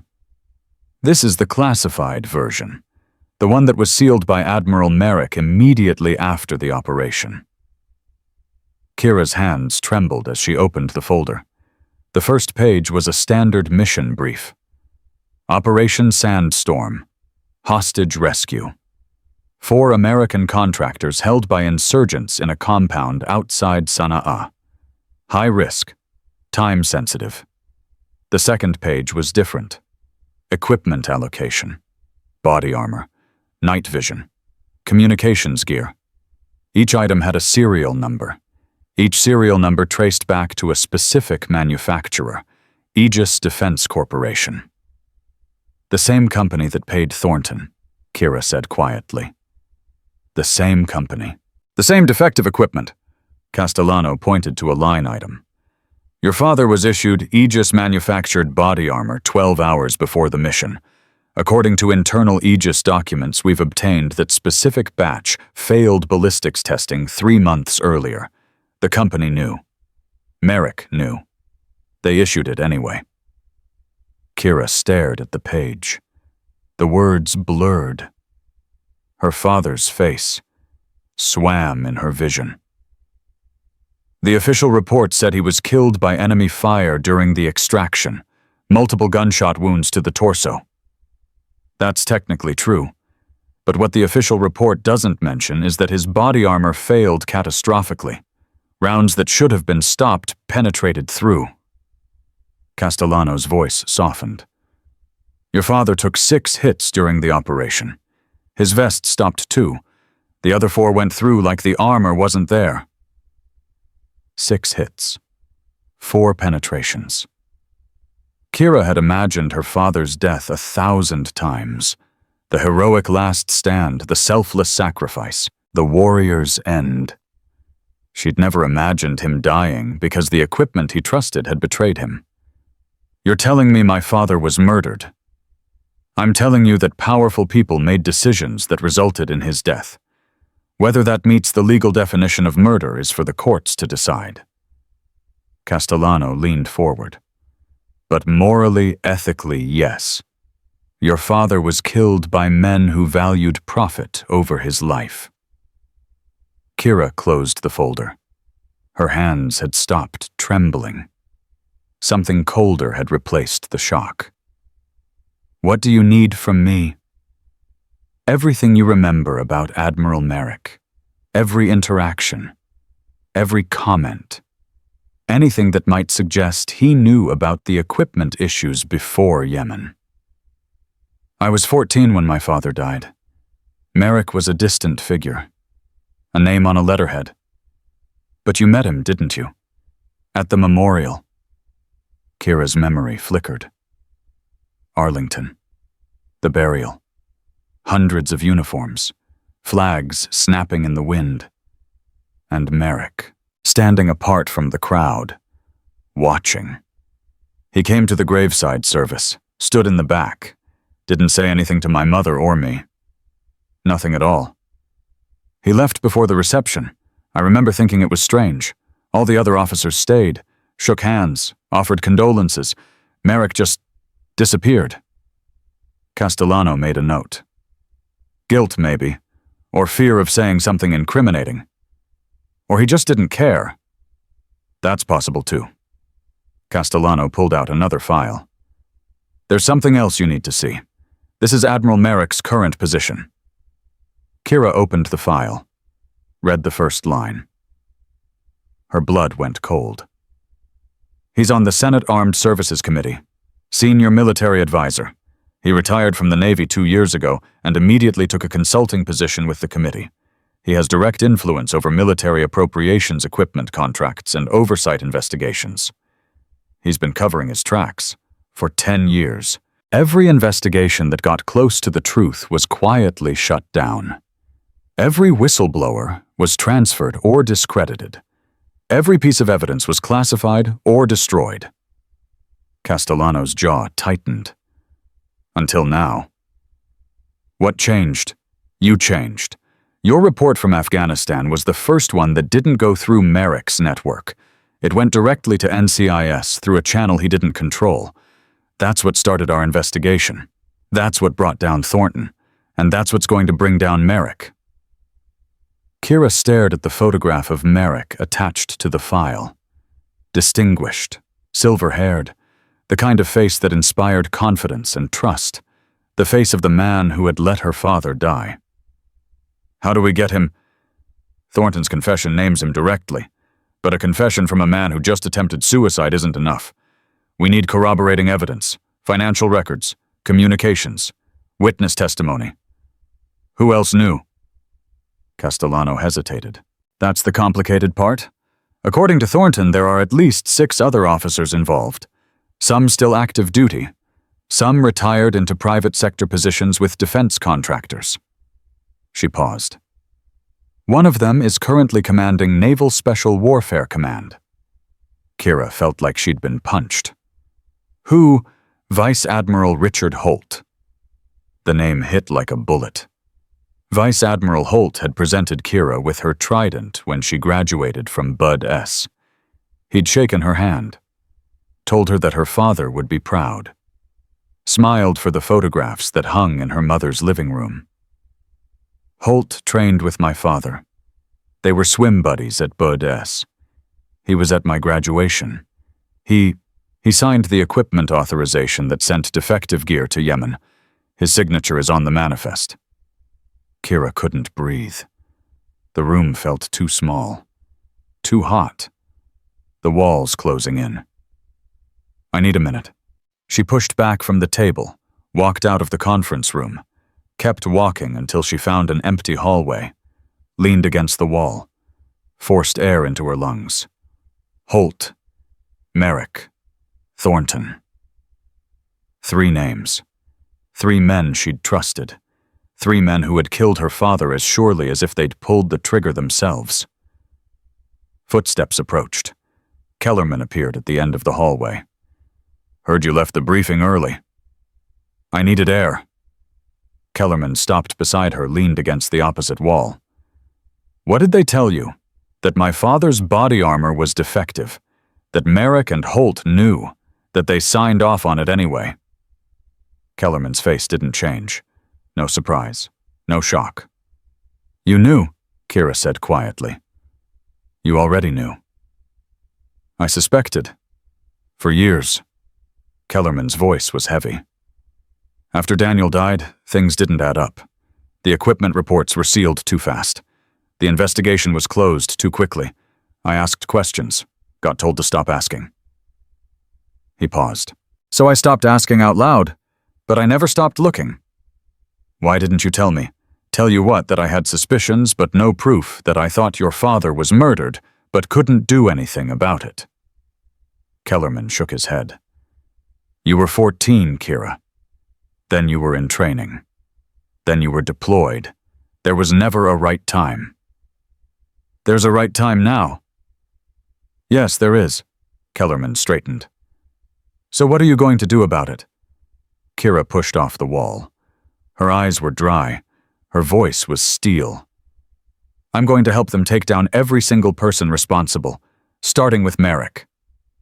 Even if it destroys careers, even if it exposes things the Navy would rather keep buried, my father died because men cared more about their careers than his life. I won't make the same choice. Kellerman studied her for a long moment. Then he nodded slowly. Good. Because I have something you're going to need. He reached into his jacket, pulled out a USB drive. What is this insurance? I've been collecting evidence for 8 years. Communications, financial transfers, meeting records. Not enough to prosecute on its own, but combined with what NCIS has. He pressed the drive into her hand. It's everything I know about Merrick, Holt, and the others. I was saving it for the right moment. Why now? Because you're the one who's going to finish this. Not me. Not NCIS. You. Kellerman's voice roughened. Daniel saved my life. Now his daughter is going to get him justice. That's how it should be. Kira closed her fist around the drive. Thank you, Sergeant Major. Don't thank me yet. Thank me when Merrick is in handcuffs. She returned to the conference room with the drive, handed it to Castellano without explanation. What's this? Evidence. 8 years' worth. Sergeant Major Kellerman has been building a case since my father's death. Castellano plugged the drive into a secure terminal. Files cascaded across the screen. Hundreds of documents. Emails. Bank statements. Photographs. This is incredible, Castellano breathed. This connects Merrick to Aegis going back to 2012, before your father's deployment. before Thornton was even involved. Merrick started this, Kira said. Thornton was just a recruit. It looks that way. Castellano scrolled through the files. There's enough here to open a formal investigation. Grand jury level. But we're going to need testimony. Live witnesses who can corroborate the documentary evidence. Who do you have? Thornton, if he survives and cooperates. Several mid-level Aegis executives who've already flipped. And Castellano hesitated. And one other person who was there when the decisions were made. Someone who was in the room when Merrick and Holt authorized the equipment shipments. Who? Castellano pulled up a photograph on the screen. Kira's heart stopped. The face staring back at her was familiar. Older now. More weathered. But unmistakable. Chief Petty Officer James Morrison, her BUDS instructor. The man who had trained her, pushed her, tested her, told her that her father would be proud. Morrison was Merrick's aide during the Yemen operation, Castellano said. He handled logistics, equipment manifests, supply chain coordination. If anyone knew about the defective gear, it was him. Morrison trained me. He told me my father saved his life in Fallujah. That's true. It's also true that he was present when Merrick signed off on the body armor shipment. His initials are on the authorization. Kira felt sick. Are you saying Morrison is part of this? I'm saying Morrison knows things he's never told anyone, whether he was complicit or just following orders. Castellano shrugged. That's what we need to find out. Where is he now? Still at Coronado. Still instructing BUDS candidates. We've reached out. He's agreed to meet with you. Me? Why me? Because you're the only person he'll talk to. He refused NCIS interviews, refused legal counsel.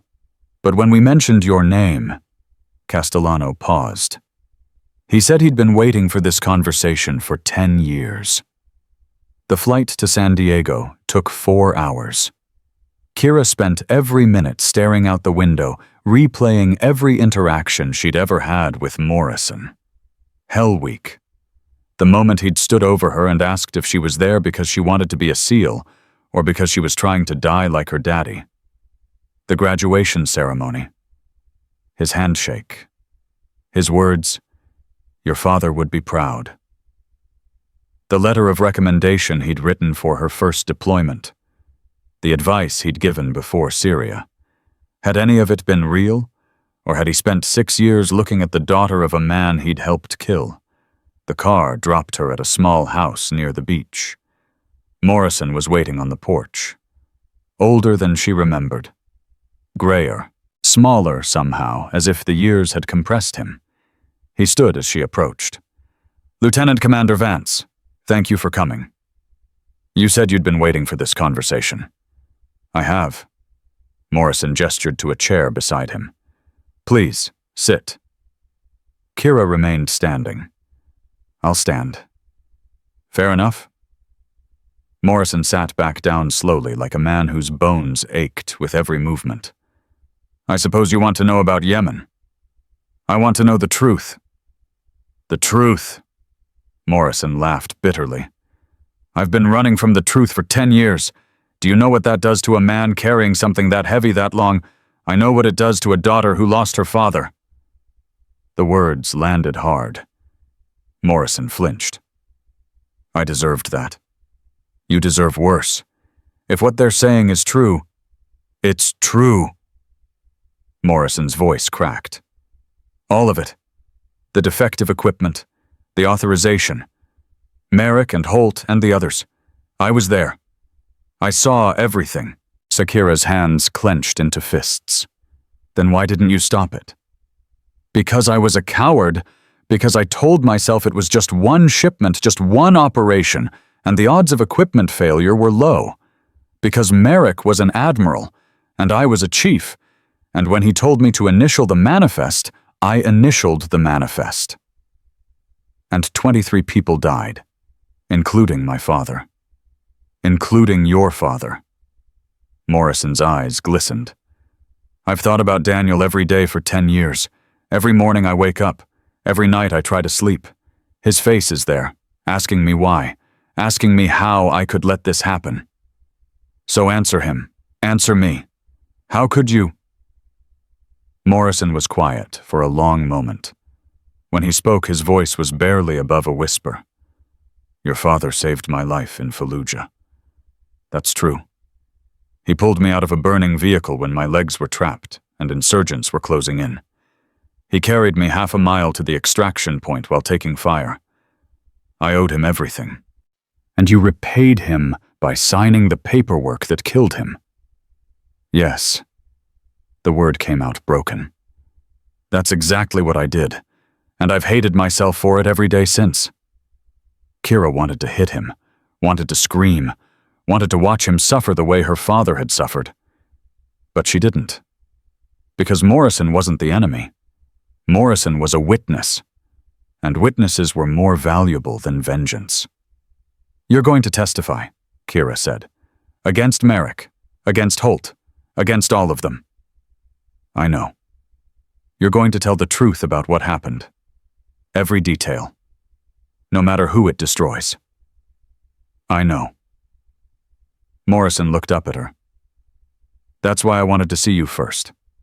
Before the lawyers and the investigators and the media, I needed you to know that I'm sorry. That sorry doesn't begin to cover it, but it's all I have. Sorry doesn't bring my father back. No, it doesn't. Nothing can. Morrison stood slowly. But maybe the truth can give him some justice. And maybe that's worth something. Kira stared at him for a long moment. The man who had trained her. The man who had betrayed her father. The man who was now offering to burn down his entire career to make things right. Testify, she said finally. Tell the truth. Help us bring down Merrick and Holt. And maybe, she paused, maybe someday I'll be able to forgive you. I don't expect forgiveness. Good, because you haven't earned it yet.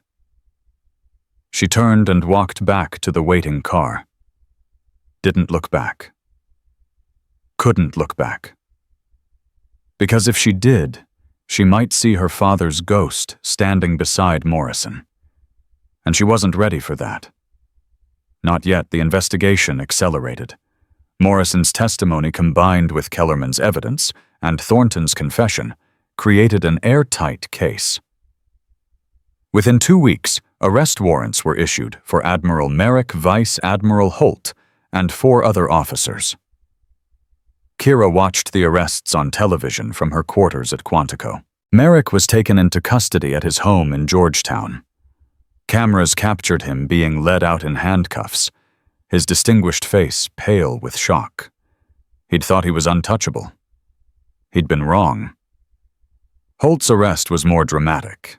He was apprehended at Naval Special Warfare Command headquarters in the middle of a briefing. Dozens of SEALs watched as federal agents escorted their commander out in handcuffs. Some of them had served under Kira's father. Some of them had worn the same defective equipment that had killed him. None of them looked away. The media called it the biggest military corruption scandal in 50 years. 23 deaths directly attributed to defective equipment. Millions of dollars in bribes. A conspiracy that reached from defense contractors to the highest levels of naval command. And at the center of it all, a single thread that connected everything. The report filed 18 months ago by Lieutenant Kira Vance, the woman who refused to stay silent. 3 weeks after the arrests, Kira received a summons to Arlington National Cemetery. She went alone. The cemetery was quiet in the early morning light. Row after row of white headstones stretched toward the horizon. The weight of sacrifice pressed down like a physical force. She found her father's grave without difficulty. She'd been here hundreds of times. Could have walked the path blindfolded. But this time was different. This time she finally had the truth. "Hey, Dad." She knelt beside the headstone, placed her hand flat against the cold marble. "I know what happened now. I know about the equipment. I know about Merrick and Holt and all of them. I know you didn't die because of bad luck or enemy fire. You died because men you trusted betrayed you." Her voice cracked. She let it. "I got them, Dad. All of them. They're going to prison. They're going to lose everything. Their careers, their pensions, their reputations. They're going to spend the rest of their lives knowing that the world knows what they did." A breeze stirred the air. The flags near the tomb of the unknown soldier snapped softly in the wind. "I kept my promise, the one I made when I was 14. I finished what you started. I stood up. I fought back. I stayed calm, thought clear, and struck true." Tears streamed down her face. She didn't wipe them away. "I miss you, Dad. Every day. I became a SEAL because of you. I survived because of what you taught me. And I'm going to keep going, keep training, keep fighting, because that's what you would do." She pressed her forehead against the cold stone. "The mission continues. You taught me that. And I'll never forget." She stayed there for a long time, kneeling beside her father's grave, letting the grief and the anger and the love wash through her without resistance. When she finally stood, her face was wet, but her eyes were clear. "Goodbye, Dad. I'll see you again someday. See you again. But not yet. I've still got work to do." She touched the headstone one last time. Then she walked back toward the path, toward the world, toward the future her father had died to protect. Behind her, the morning sun broke through the clouds and painted the white headstones in gold. 6 months passed. The trials dominated national news for weeks. Admiral Merrick, Vice Admiral Holt, 4 other officers, 12 executives from Aegis Defense Corporation. All of them paraded before cameras, their lives dismantled in public courtrooms, their crimes exposed for the world to see. Kira testified 3 times. Each time she walked into the courtroom with her spine straight and her voice steady. Each time she looked the defendants in the eyes and told the truth about what she'd witnessed. Each time she refused to let their attorneys rattle her twist, her words, or make her doubt what she knew. The prosecutors called her their most effective witness. The defense called her a vindictive whistleblower with a personal grudge. The jury called her credible. Merrick was convicted on all counts, 42 years in federal prison. No possibility of parole. When the verdict was read, he collapsed in his chair. The man who had let 23 Americans die to protect his career couldn't even stand to face his sentence.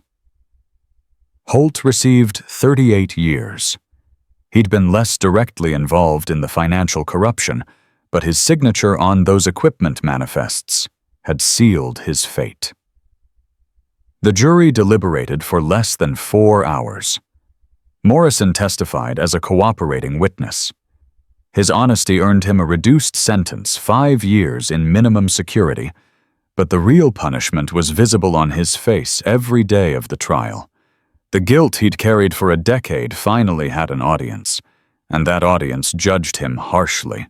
When it was over, when the last defendant had been led away in handcuffs, and the courtroom had emptied, Agent Castellano found Kira standing alone in the hallway.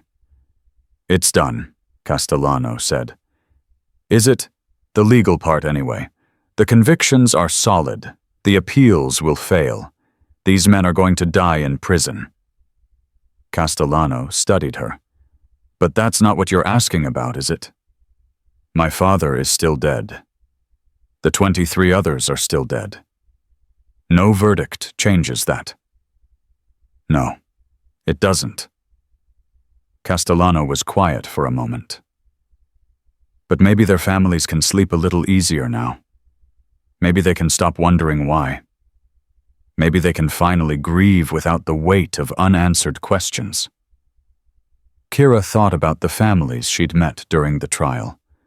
Parents who'd lost children, spouses who'd lost partners, children who'd grown up without fathers or mothers, all of them carrying the same wound she carried. It's something, she admitted. It's not enough, but it's something. But it's... That's all justice ever is. Something, never everything. Castellano extended her hand. For what it's worth, Lieutenant Commander, you did more to clean up the Navy than most people do in a lifetime. Your father would be proud. Kira shook her hand. People keep telling me that. Maybe you should start believing them. The training compound at Quantico became Kira's new home. Every morning at 0500, she stood at the edge of the training yard and watched a new class of candidates arrive. Young men and women who wanted to become SEALs, who wanted to serve their country, who had no idea what that service would cost them. Her job was to prepare them, not just physically. Any instructor could run them until they dropped, push them until they broke-test their bodies against impossible standards. Kira did all of that, but she also taught them something harder. Judgment. Discipline. The difference between rage and controlled violence.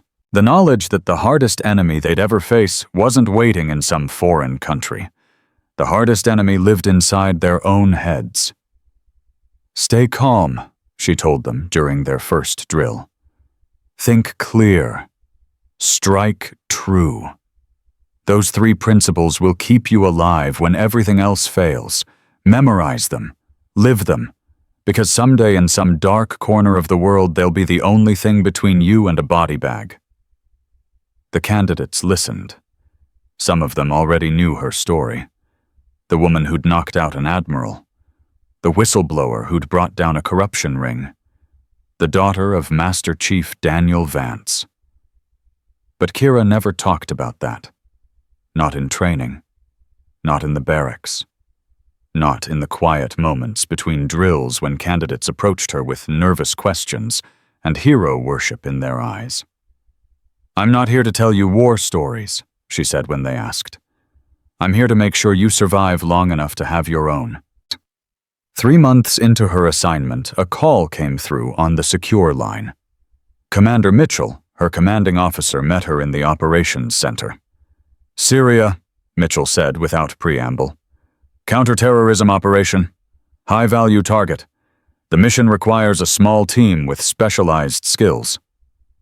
I'm an instructor now. You're a SEAL first, always.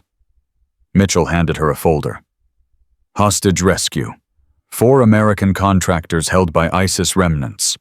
The regular teams are deployed on other operations. We need experienced leadership. Kira opened the folder. Read the brief. 4 hostages. 12 confirmed hostiles. A fortified compound in contested territory. Extraction window of 6 hours before the hostages would be moved to a location where rescue would be impossible. When do we leave? Wheels up in 4 hours. You'll have a 6-person team, all volunteers who specifically requested to serve under you. Who are they? Mitchell smiled slightly. You trained most of them, Steve. The team assembled on the tarmac as the sun set over Quantico. 6 faces Kira recognized. Candidates who'd survived her instruction earned their tridents and graduated into the fleet. Young warriors she'd pushed to their limits and watched rise to meet every challenge. Petty Officer 2nd Class, Elena Vasquez. 23 years old. Best pistol shooter in her class. Grew up in East Los Angeles. Joined the Navy to escape gang violence.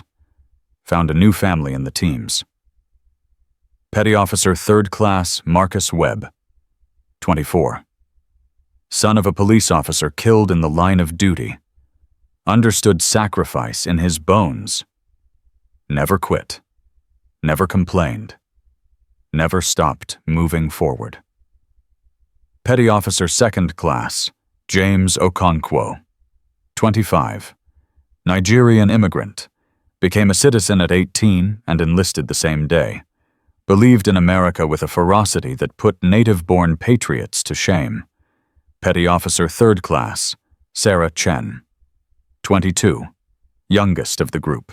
Daughter of Chinese dissidents who'd fled to America in the 1990s.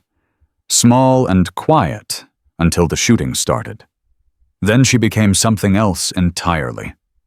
Petty Officer 2nd Class David Kowalski, 26, Polish heritage, Catholic faith.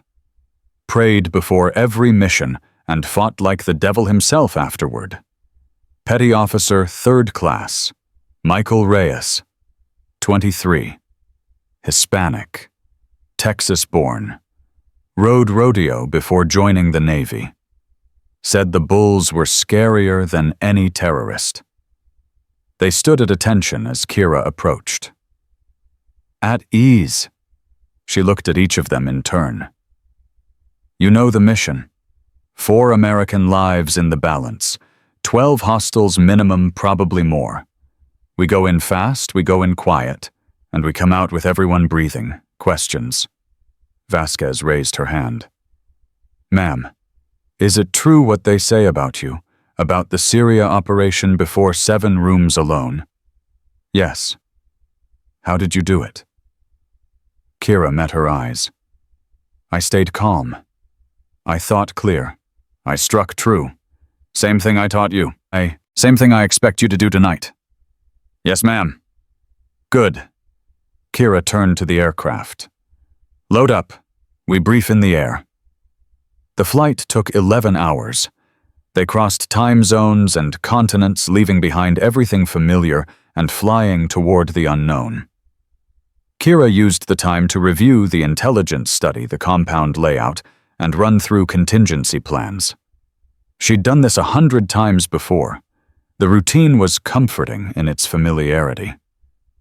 But something was different this time. These weren't strangers beside her. These were her students. Young warriors she'd trained, tested, and prepared for exactly this moment. If any of them died tonight, it would be on her. The weight of that responsibility pressed down like a physical force. Chen noticed her staring at the mission brief without reading it. Ma'am, are you okay? Fine, Chen. Just thinking.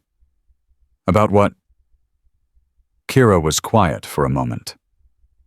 My father went on a mission like this, 10 years ago. Hostage rescue. High-value compound.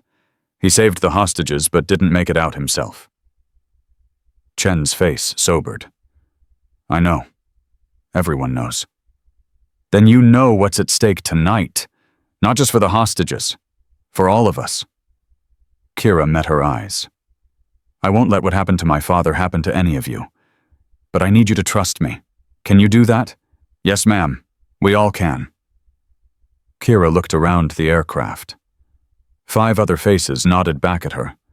Vasquez, Webb, Okonkwo, Kowalski, Reyes. Trust. Faith. The willingness to follow her into the darkness because they believed she would lead them back out. Her father had led teams like this. He'd earned the same trust. And he'd kept that trust even when it cost him everything. All right, Kira said. Let's go over the plan one more time. They hit the ground at 2200 hours local time. The compound was smaller than the intelligence suggested. Good. Fewer places for hostiles to hide. Fewer opportunities for things to go wrong. Kira led the team through the outer perimeter in complete silence. Hand signals only. Every step calculated. Every breath controlled. They reached the main building without detection. Kira held up a fist. The team froze. Through her night vision, she counted sentries. 4 visible. Probably more inside. The hostages were being held in the northeast corner according to the intelligence. 2 guards on the door, another 2 on patrol. She signaled Vasquez and Webb to take the perimeter guards. Okonkwo and Kowalski would breach the main entrance. Chen and Reyes would cover the extraction route. She would go in first, just like her father had in Yemen. The thought flickered through her mind and vanished. No time for ghosts, not now. She counted down on her fingers. 3, 2, 1, move. The perimeter guards dropped silently. Vasquez and Webb were as good as she'd trained them to be. Clean shots, no alarms. Okonkwo and Kowalski breached the main door with controlled explosives. The crack echoed through the night, but by then Kira was already inside. First room.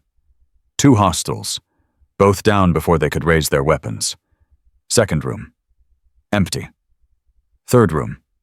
3 hostiles. One managed to get off a shot before Kira put him down. The round went wide, punched through the wall somewhere behind her. "Commander, you okay?" Vasquez's voice in her earpiece. "Fine. Keep moving." Fourth room. The hostages.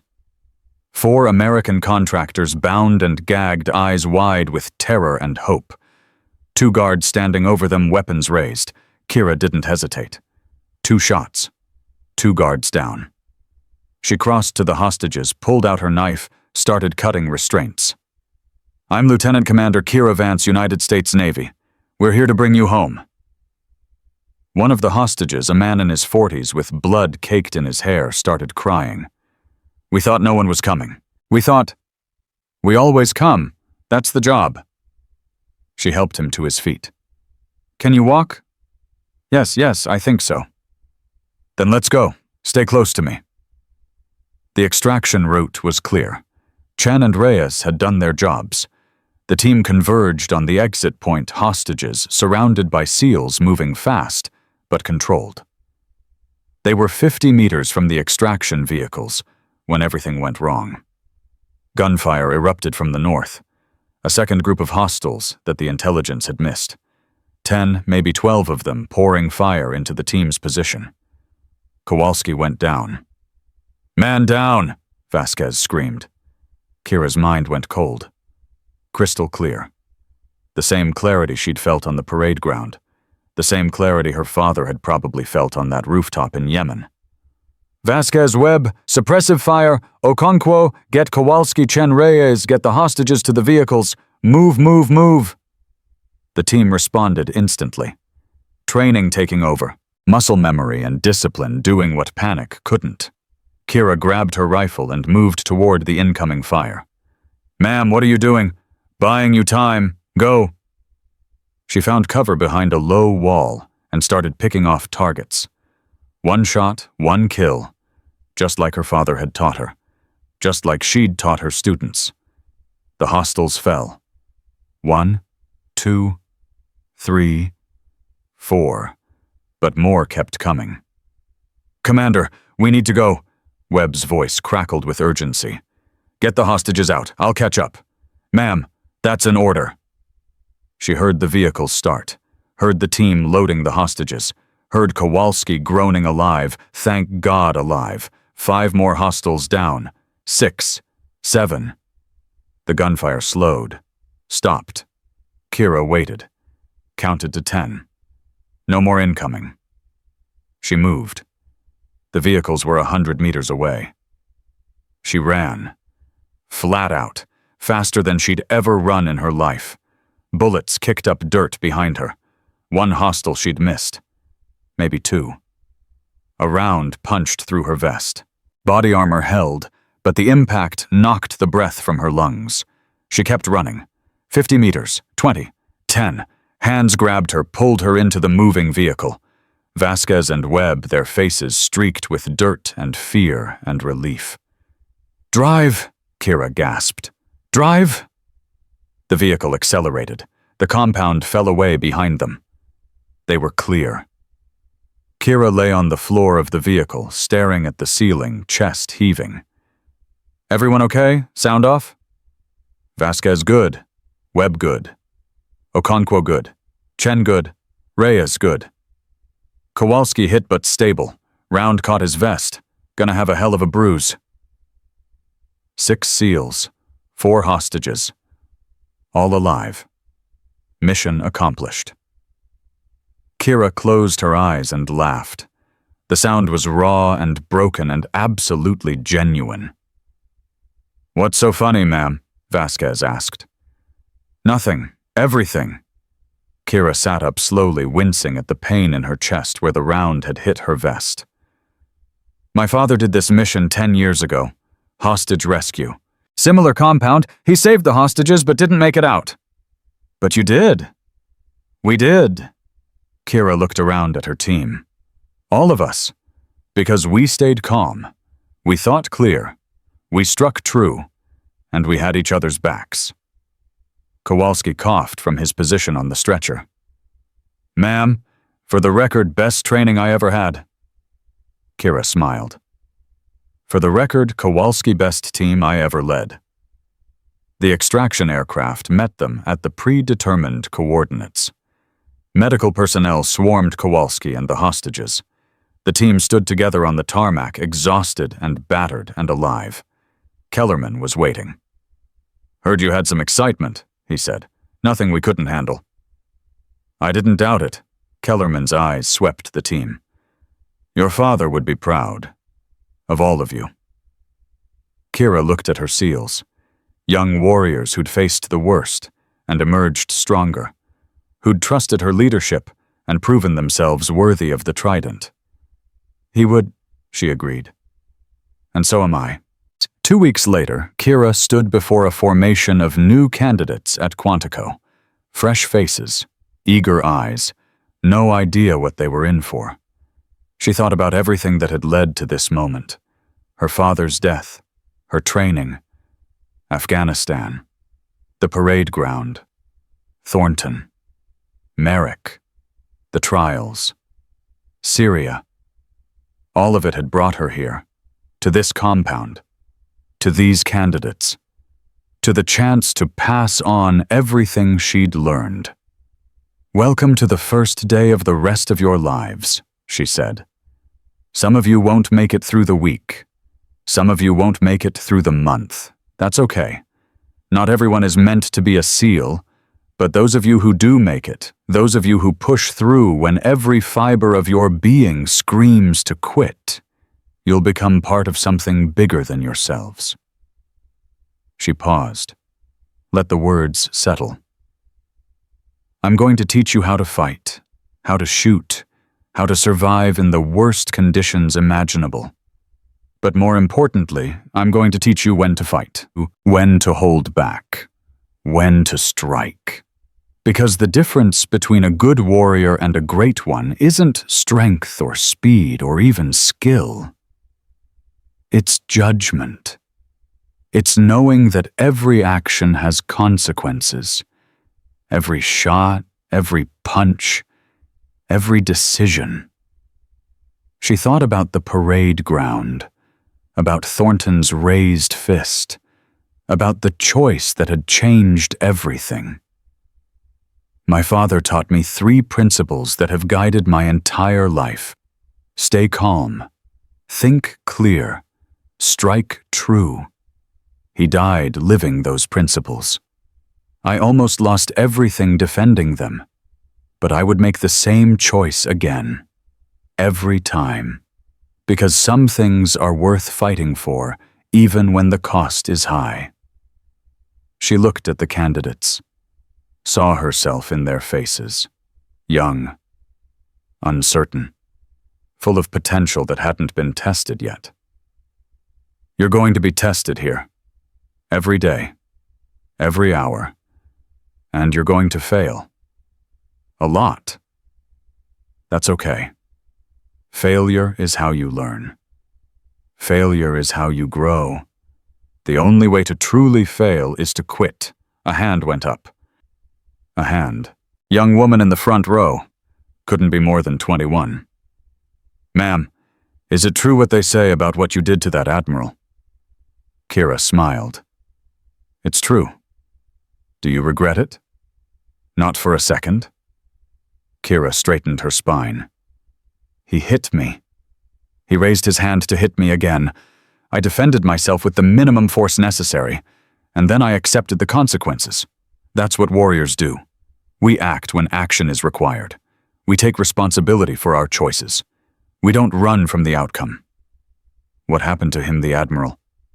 He's in prison for corruption that killed 23 Americans, including my father. Kira's voice hardened.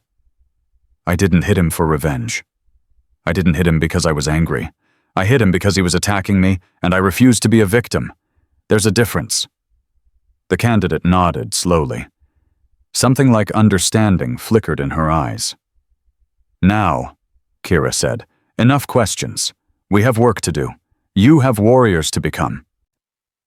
She led them to the training yard, watched them struggle through the first exercises, saw some of them falter, saw others push through.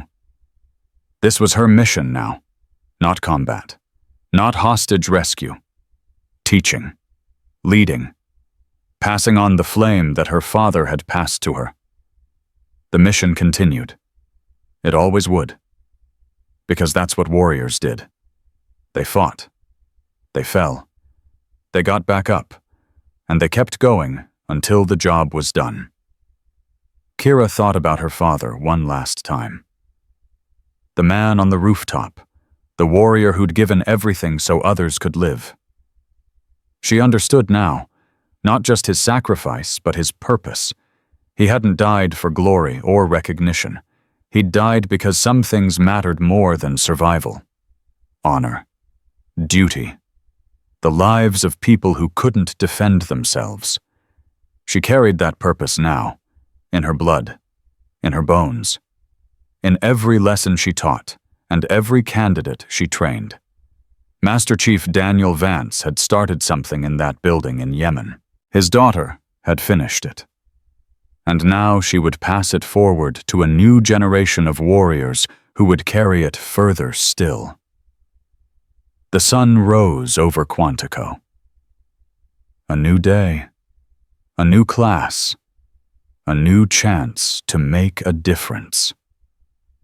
Lieutenant Commander Kira Vance stood at the edge of the training yard watching her students prepare for another day of brutal, transformative work. She touched the dog tags beneath her shirt. Her father's tags now worn alongside her own. 2 generations of service. 2 legacies intertwined. "Stay calm, Dad," she whispered. "Think clear. Strike true." The words carried on the morning breeze rising toward a sky that stretched endless and blue above a nation her father had died to protect. A nation she would spend her life defending. Admiral Thornton was serving 35 years in federal prison. Admiral Merrick was serving 42. Vice Admiral Holt was serving 38. The others were scattered across military and federal facilities. Their careers destroyed, their legacies, erased, their crimes finally exposed. 23 families had received official acknowledgement that their loved ones had died because of equipment failures caused by corruption. The acknowledgement couldn't bring anyone back, but it gave them something they'd been denied for years. The truth. Chief Morrison served his sentence quietly. He wrote to Kira once a letter she kept, but never answered. Forgiveness would come someday. Not yet, but someday. Sergeant Major Kellerman retired 6 months after the trials ended. He spent his days fishing off the coast of San Diego, finally at peace after 30 years of carrying secrets that weren't his to keep. Kira's mother remarried 3 years later. A retired Army colonel who understood what it meant to love someone who had given everything to their country. Catherine Vance finally found happiness after a decade of grief. And Kira trained SEALs, class after class, year after year, passing on the lessons her father had taught her, watching young warriors grow into something extraordinary, knowing that somewhere in some dark corner of the world, one of her students would face an impossible moment and make the right choice. Because that was the mission. Not revenge, not glory, not recognition, just the simple, endless work of preparing good people to do hard things. The mission continued. It always would. Because warriors don't quit. Warriors don't surrender. Warriors stand their ground, defend the helpless, speak truth to power, and accept the consequences of their choices. That was what Master Chief Daniel Vance had taught his daughter on a rifle range in California when she was 8 years old. That was what Lieutenant Commander Kira Vance taught her students every day at Quantico. And that was what every SEAL who graduated under her command carried into battle for the rest of their lives. Stay calm. Think clear. Strike true. 3 words. 1 legacy. Eternal.